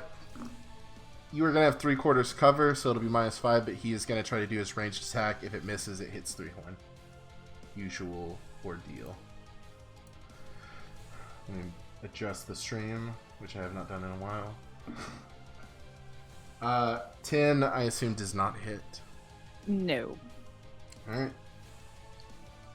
They at least do a lot of damage to each other. So Threehorn will take the 22 damage. Okay. Next up is One Horn. 15, 20, 25, 30, 35, 40. 40. Oh, wait. Oh, actually, I'll still have him do the attack since it didn't hit you. But No Horn, when he gets in here... I said the No Horn one was in this bed, right? Yeah. After he shoots that attack, he gets up and sniffs around, he turns and sees that body. And he's going to get on his knees and kind of touch it, and the shards of crystal fade away. One horn is not in this room. He is going to try to shoot you. Does a 15 hit, Mari? Yeah, that'll hit. That is going to be 22 radiant. Oh boy. Okay, I'm down. Oh my god. Guys, Breakfast Club had a good run. You know, this is actually just a prequel to our real group. we just want to workshop some characters here. Yeah, we just wanted to get the groove back and playing D&D again. Come back next week to see the adventures of lunchtime. Alright. Who was that? That was One Horn. Grimby, you're up next. So, how many turns has Baker been down for? Just curious. He has made me 2 death saves. Oh my god. Okay. Okay, I guess we gotta do this now then. So, Grimby's gonna cast, as he's still running, he's gonna cast Spare the Dying on Brother Baker to stabilize him. That forfeits a dash action, so we'll take 30 feet this time. Okay. And I'll still be carrying Baker. So we'll take... Wait, what? I will go ahead and let you guys know, because you would be on high alert thinking about this. These pillars could act as cover for when these guys keep chasing you. Okay, so 5, 10, 15, 20, 25, and then 30. We're gonna kind of like hunker behind this. Yep, you can say you're like right there in the middle of it. And should I take like a roll to see how well I hide, like get behind that pillar, or? We'll have you do it once one of them enters the room. Okay. You'll do like a perception versus stealth. Next up is Mare and Oigo. DM me some death saves. From there, it is just going to be Chinhorn is going to run in here. Blade, you might see a bit of this, Mare, as you're fading in and out of consciousness. You might see this. He is going to do the same thing, kneel down and disintegrate. The final 2 are 3 Horn and 1 Horn, which you know are in the office and at the bottom of Mount Stairs. But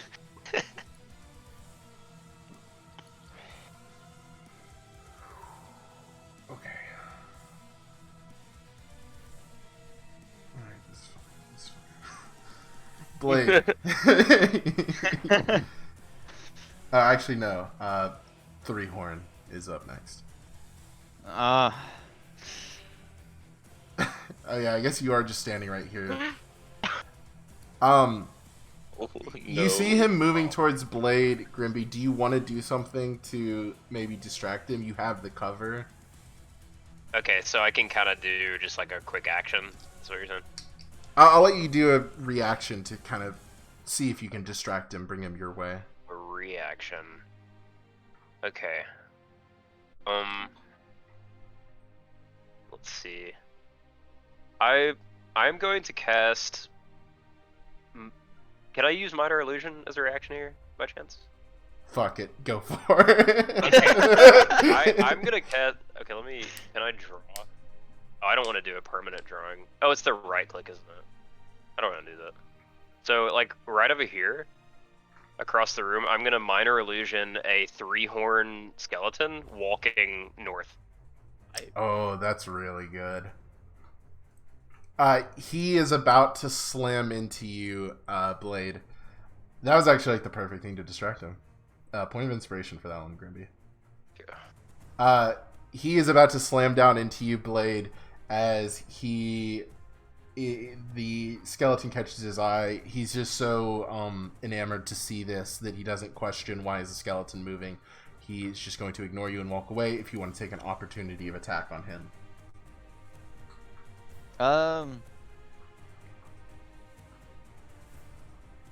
Okay, hang on. See, I will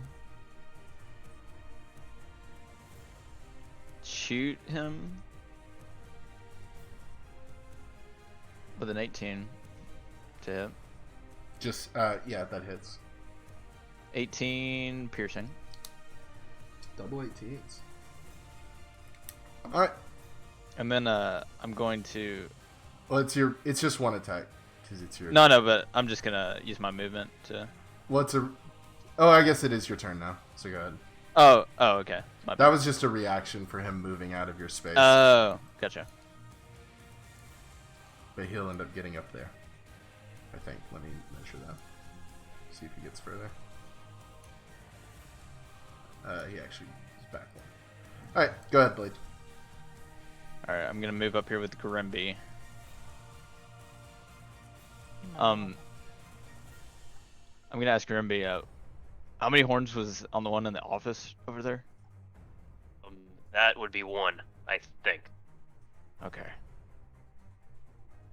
I can get 3 horns attention, and I'll slide down the rails and get him to his skeleton. If you can get 1 horn to the office. How does that sound?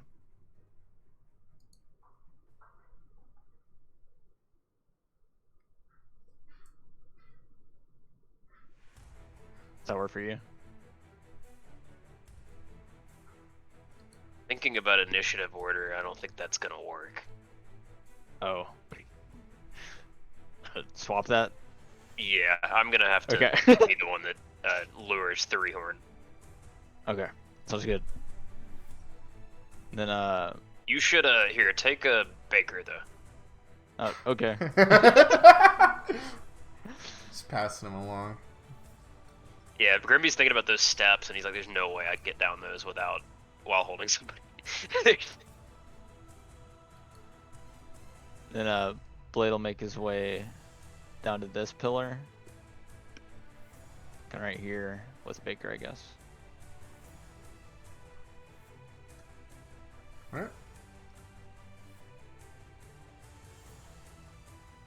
Actually, since he hasn't done anything yet,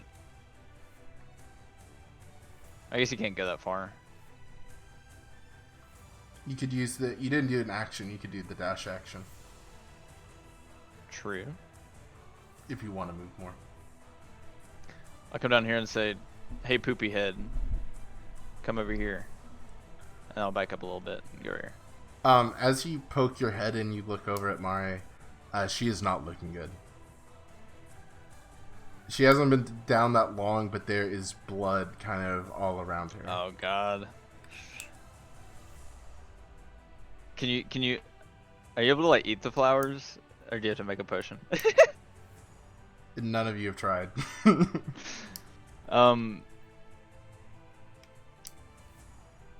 So when he peeks his head in as a bonus action, can you try to like throw a flower in her mouth?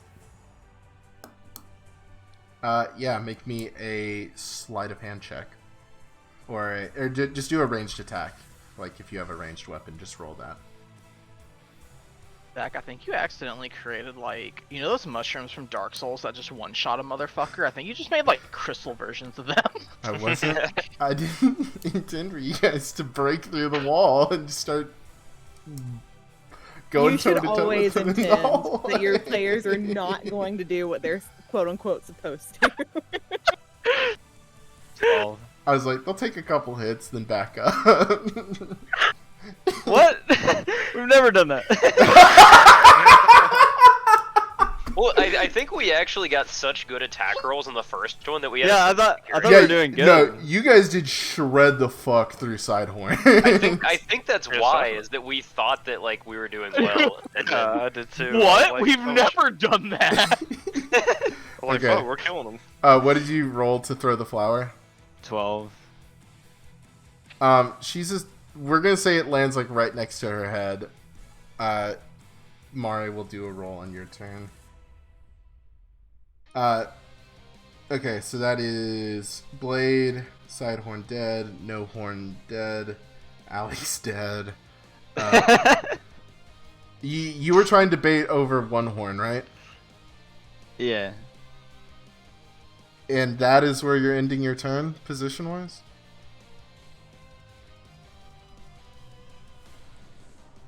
We'll go to the column. 25, 30, No, come on. Please. 35. Please.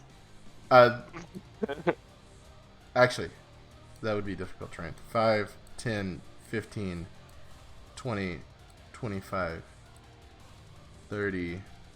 No, he can still get there. Fuck. Alright. He's gonna smack you. Ripperonis. Come on. Come on. Come on. Little tiny Tinker Toy versus the monstrous Hit me, you robot. bitch. You got a nat 20. Oh, wait. What? Holy Wait, shit, guys. This character also instant die almost. This is straight up gonna be a TPK. Holy shit, guys! This is the best fight of. Dude, I thought Jin dying was a little insane. This is fucking insane. I did not Oh, intend this for is this, by the wild. way. I didn't want to, like, kill You all never you guys. do. Alright. Sometimes, dude, it should just be that way. Critical hit card. Damage.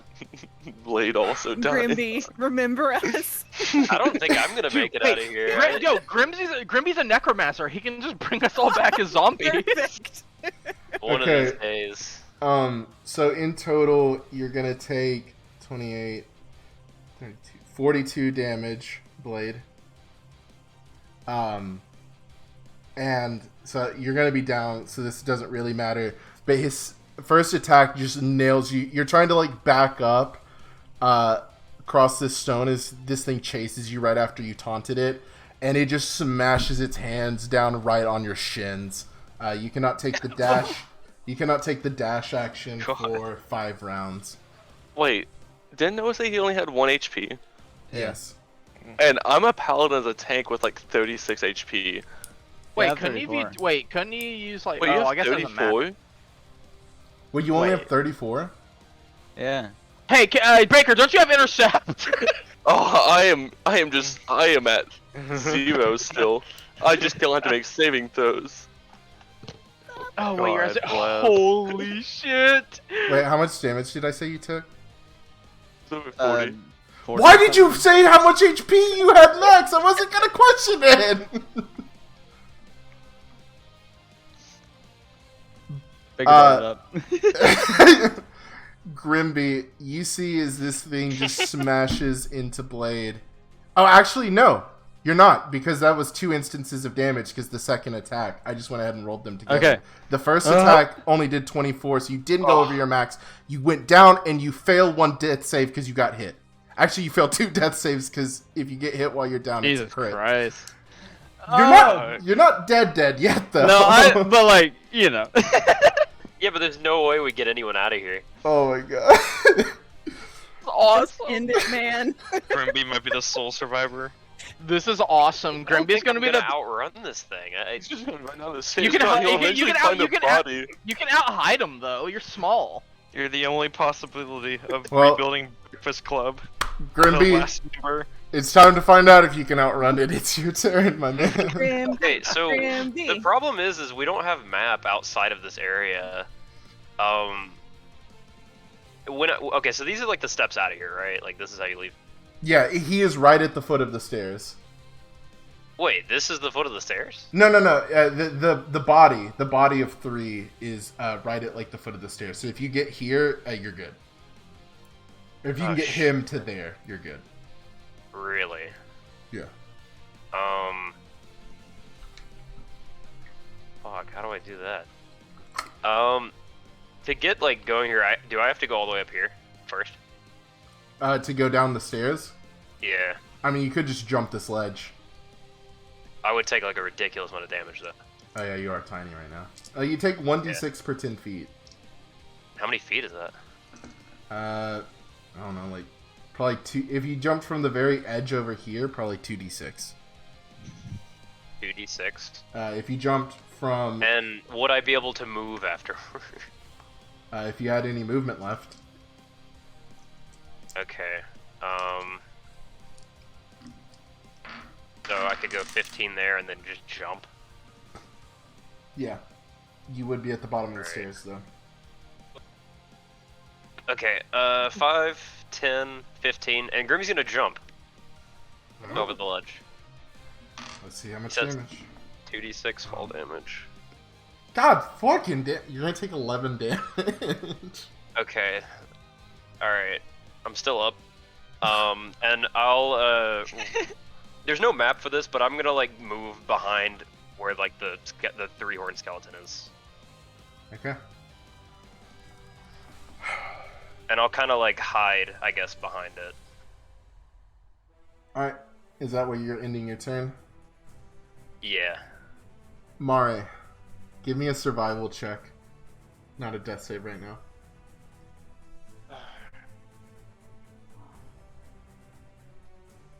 Gonna be an 8.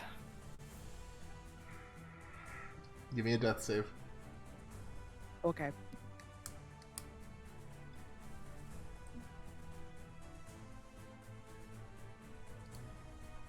Maybe we should have taken that other entrance. We still able to, give another player our inspiration? Is that a thing? Yeah. Can I give her the inspiration for that survival check? Yes. Okay. I'm gonna give her... I had 3 to start this session, so I'm gonna give her 2 of them. You only can use 1 per roll, but that will make... You said you got an 8? So it'd be an 18. Yes. With that, this has nothing to... actually, so the flower he threw at you, you kind of... it kind of gets near your mouth as you fall over, and you just barely touch it. It does not heal you like a full potion would, but touching it, even unprocessed, will heal you 1 HP. Fog.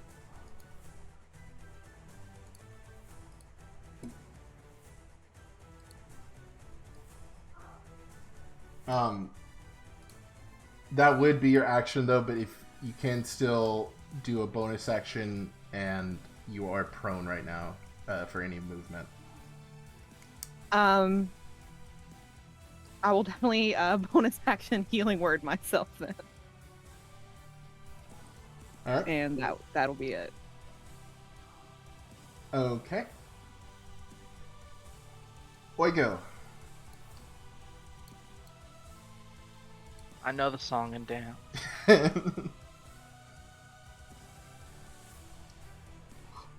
Okay.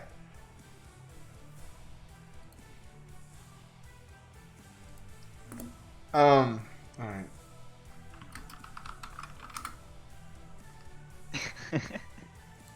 Oh wait, guys, I have a small beacon of out of all the horrible things to happen tonight, one good thing has happened, but it has nothing to do with our game. Oh, good. You got meatballs? I officially got the Nibbles emote. Let's go. Oh, that's nice. Too bad he died too. Yeah, let's not talk about that. That's still not. Three-horn, after seeing you go down there, Grimby, he's going to leap down the stairs. You're hidden under this Cyclops skeleton. I imagine Grimby's pretty fucking scared right now. Terrified. All you hear is just a thud as this thing lands on the stairs above you. It is dead silent in this. 1 second. Yeah, Grimby, after seeing all of his friends start dying, is like at the point of like hyperventilating and freaking out. But It is dead silent. It lands on the stairs. You just hear its feet going one at a time down the stairs until it eventually stops. You're hidden under this thing. You're not sure if it's about to smash you or if it's gonna finally maybe be over. You feel kind of these crystals float around you as it has kneeled before its corpse and perish. oh boy. Grimby lives to fight another day.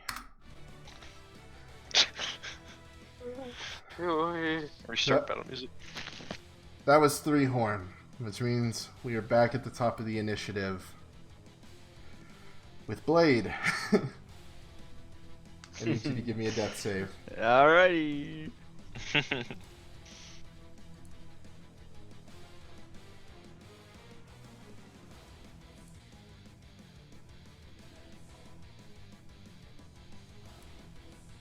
Oh, thank God.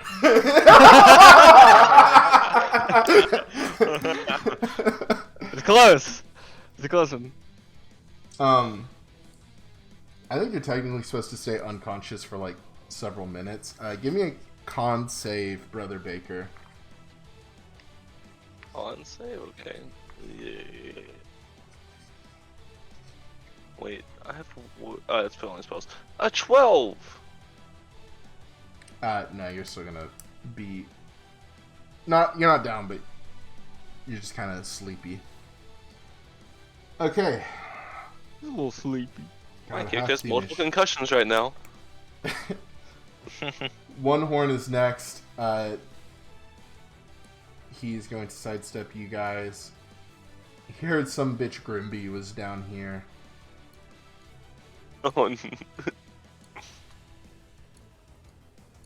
Grimby, once the one that passed itself, it and the skeleton kind of turned to dust, meaning you were just sitting there at the bottom of these stairs. The light from above you just see is blocked by a shadow as this figure stands at the top of it. I'm going to have him do a wisdom save to see if he goes for you or his body, if he's noticed his body. oh. No minor illusion reaction trickery this time. He looks down upon you, Grimby, but something is pulling him away. Let's see, how much has he already used?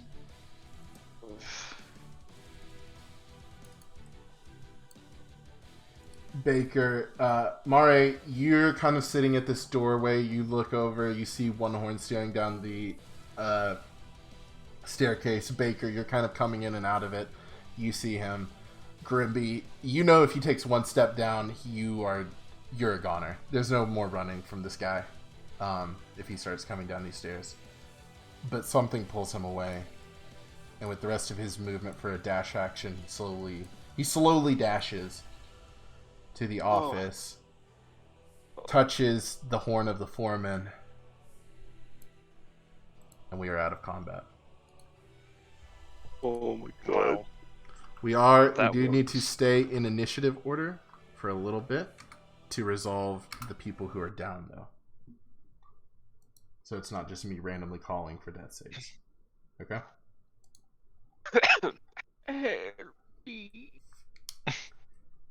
Grimby, you're up. Okay. So I'm down at the bottom of the steps again. Oh no. Yeah. Yeah. Grimby is in a situation where he knows that it's gonna be a little bit before he can get back up there, but he can go ahead and start preparing. Grimby's gonna start making potions with his herbalism kit. That's fair. How many I don't know exactly how many flowers each of us had. That's the issue. I know we had a large number total.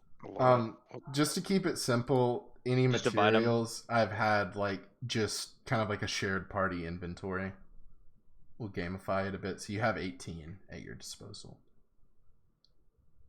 So I guess how many can I make in like a turn? I guess I think only one. only one. Use That the wrong sounds- potion to make it even smaller. See, the problem right now is that if I try to go up those stairs, there's a chance I'll fail the athletics, fall, and die. I have Go up and he could die. I have 7 HP. Yo, clip I that, Grimby. already used my spell slots, so I can't spider climb because I don't have spell slots anymore. Yeah, Grimby's gonna make a potion. All right.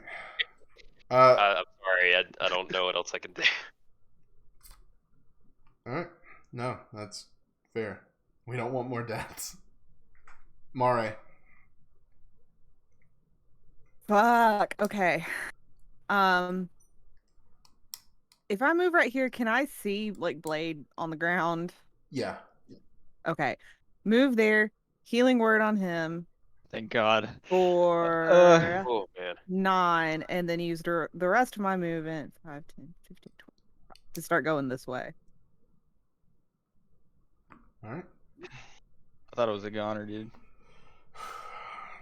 Oigo.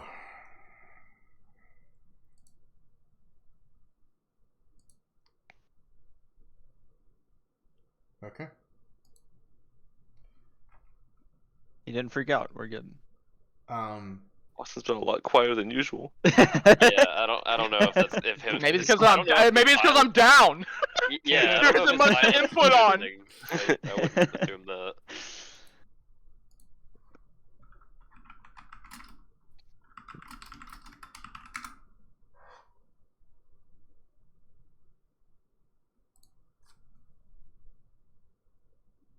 No, don't put that on.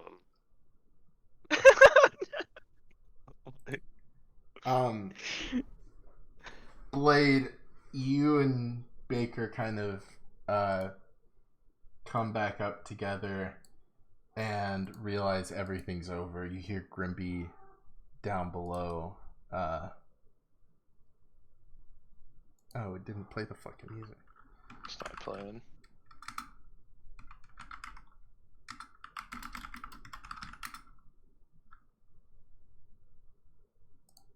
Try this one. There we go. You hear Grimby down below making potions. You confirm he's okay. Mare, you have no idea, but she's not in that position anymore, Blade. So you can assume something went well. What's going through your head, Mari? You just met these guys this morning. It's been like a solid 8 hours. Yeah. At this point, she's just running on pure adrenaline. I don't think she's having very cohesive thoughts. It's just like, okay, I've got to get over here. I've got to get him up. Okay, I've got to get him up. Like, it's just like pure like go mode right now. You come and turn this corner down here. And you look down to see both Alex's torn to shreds body and Oh no. his head in his lap, the king with his face to the ground. Dead. My fucking god. Oh no. No. And I'm gonna run up and start like trying everything I can to, if there's just like a fucking chance that they're not unsalvageable. You check their pulses, check for pulses. You do everything that you know can think to do magically or medically. But these guys are both gone. Eventually, the rest of the three of you, I assume, will make your way over here. Yeah. And you see the same scene. Oigo head in the dirt, in Alex's lap, whose body is just mangled.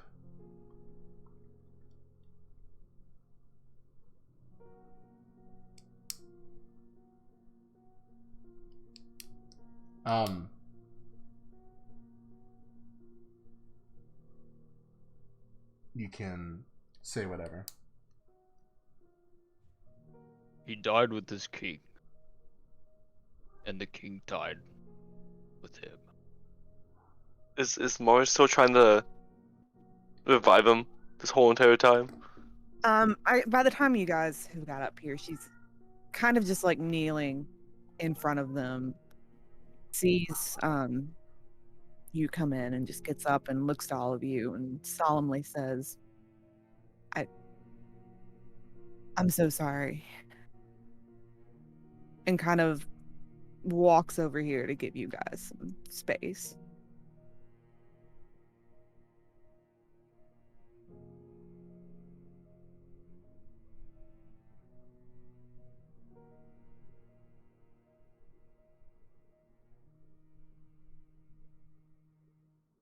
Yeah, but Brother Baker's gonna like lean down to the dead king and like try to roll him over to his back. And he's gonna be like, you've done enough for your people now. It's time for you to rest. And like kind of like take his hands and like close his rock eyelids wherever they are. And just Baker, walk to away. your horror, you realize Oiko doesn't have eyelids. Oh, fuck. His eyes are powered down though. I was gonna get Just two rocks off the Put ground. pebbles like, over put his them- eyes. Yeah. Baker, or all of you guys would notice this when Baker flips Oigo over. You see, kind of covered in some dirt where the Cyclops kicked over it and stuff. You see Oigo's boomerang, which had the engravings that it had been awoken by the fairies that you found in the Dancer's Sanctuary. You see it broken in half, and it just appears to be a normal boomerang again. And as you look at Alex, you see some gunpowder and shards of glass, and can assume the same thing, that it was broken.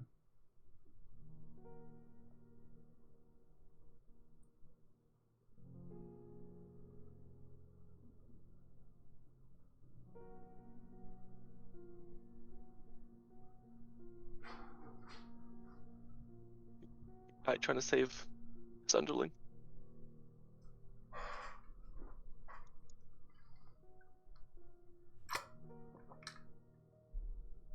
I am unable to feel emotion, but I do not like this. And Blade just kind of walks away.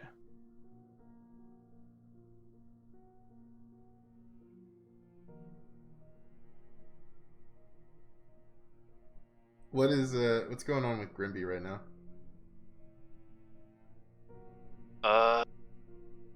Grimby's in one of those states where he's been here before, with the idea that only if we had the research done, if only the knowledge had been preserved, maybe there was a way to save him. But Grimby takes it personally that he's losing friends here. So he's solemn, and doesn't have much to say. But he does feel somewhat responsible for not having figured this whole life and death thing out.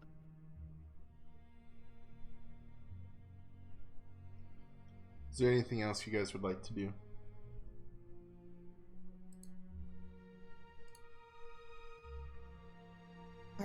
Are we going to just leave them here? Or...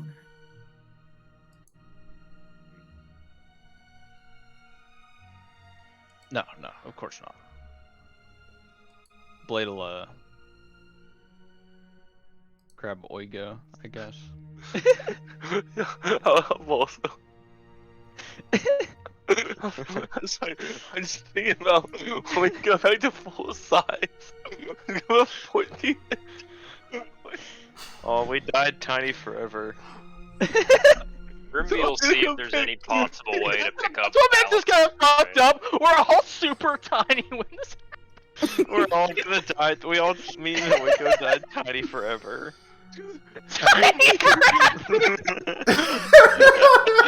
That's the session name. Yeah, Tiny for sure. forever tiny, eternally mini. Rogan's gonna be so pissed, dude. Oh, dude, that man's gonna be so sad. Oh, Oh, dude, that muscle dude's gonna be weirdly upset. That's what I was looking for. oh, he's gonna remember. Yeah, we're gonna be really small. He's gonna like obsess over making us big again. Actually, no. 'Cause the thing was, we were gonna find him. He's like, I thought you said you destroyed all the small ones. Holy shit. But we're gonna have a 14-inch dead Oigo Boigo. 7-inch Alex. But just make a gargantuan tomb form like a pyramid. Is there any way to salvage the pieces of Alex? I know he's kind of like.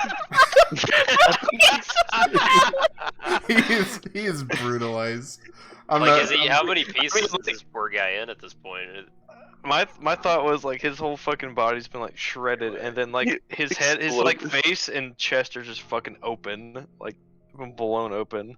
It's just kind of like the face of Gustavo Fring from that scene in Breaking Bad. Breaking Bad. Yeah. And then like most of his chest is open, and he's just kind of connected by his spine. And then there's just shreds of skin, like and muscle, laid out all over the rest of his body where that Oh God. where that one attack had hit him, that did him in. It's a fitting death for Alex. Oh, that's sad, blown up by his own dad's gunpowder. Hey, you were just the savior. You didn't burn at a stake, but you did explode at the end. It was the savior's death. He's living on right now. Can you change the savior? Can you actually change the savior day to today? So it makes sense that you just blew up. Change for the group. I don't know. I mean, I guess so. That'd make the most that'd be like the perfect thing. It'd be fucking Zeta 27th. So just so I know how to prep for next time, are you guys pressing forward or taking them back? I feel like we should take them back. I feel like we need to take them back. I'm sorry to the Morbi, like we can't. Okay. No, that's fine. That's totally up to you guys. I just needed to know like what I need to prep for. I hope the Morbi don't find some kind of sick humor in the fact that we lost 2 after killing 2 of theirs. Oh my god! No, I hate to break it to you, Grimby. You killed 3 of theirs. One more of you guys are marked. I'm pretty sure when it happened it was only 2. No, it was 3. No, I think it was like 3. It was 3. Because I have 3 names written down on the last. I swear in some of those conversations we had with that one Morbi. We just keep disrespecting him. Yeah, you guys are like worth 2. Oh god. Bless.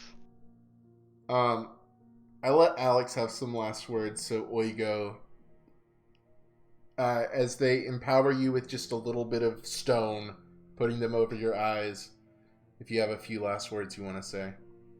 Wait, can Alex actually like respond? No, you already had your last words. Shut up. Shut up. Shut up!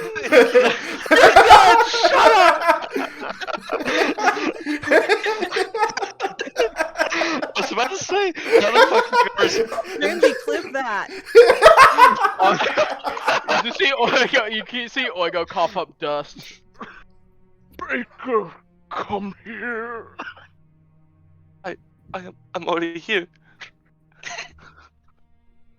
It's time for Oigo to transcend being king and become God. Oigo leave Stone Kingdom to Baker. You rule everything. Now, don't fuck with us. Why did it sound like a machine? Oigo, you can't say exactly what I send you out loud, but you can say something that might allude to it, like a final single word. You, as kind of like as you're dying, your life flashes before your eyes. Some of the foggy memories from when you were younger start to come back.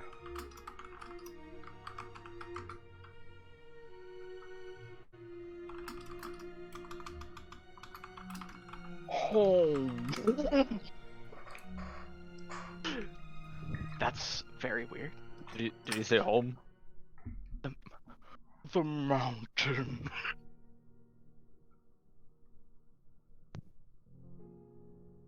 Then you just see Oigo crumble into actual dust. And with that, we will end this chapter. Good night, viewers.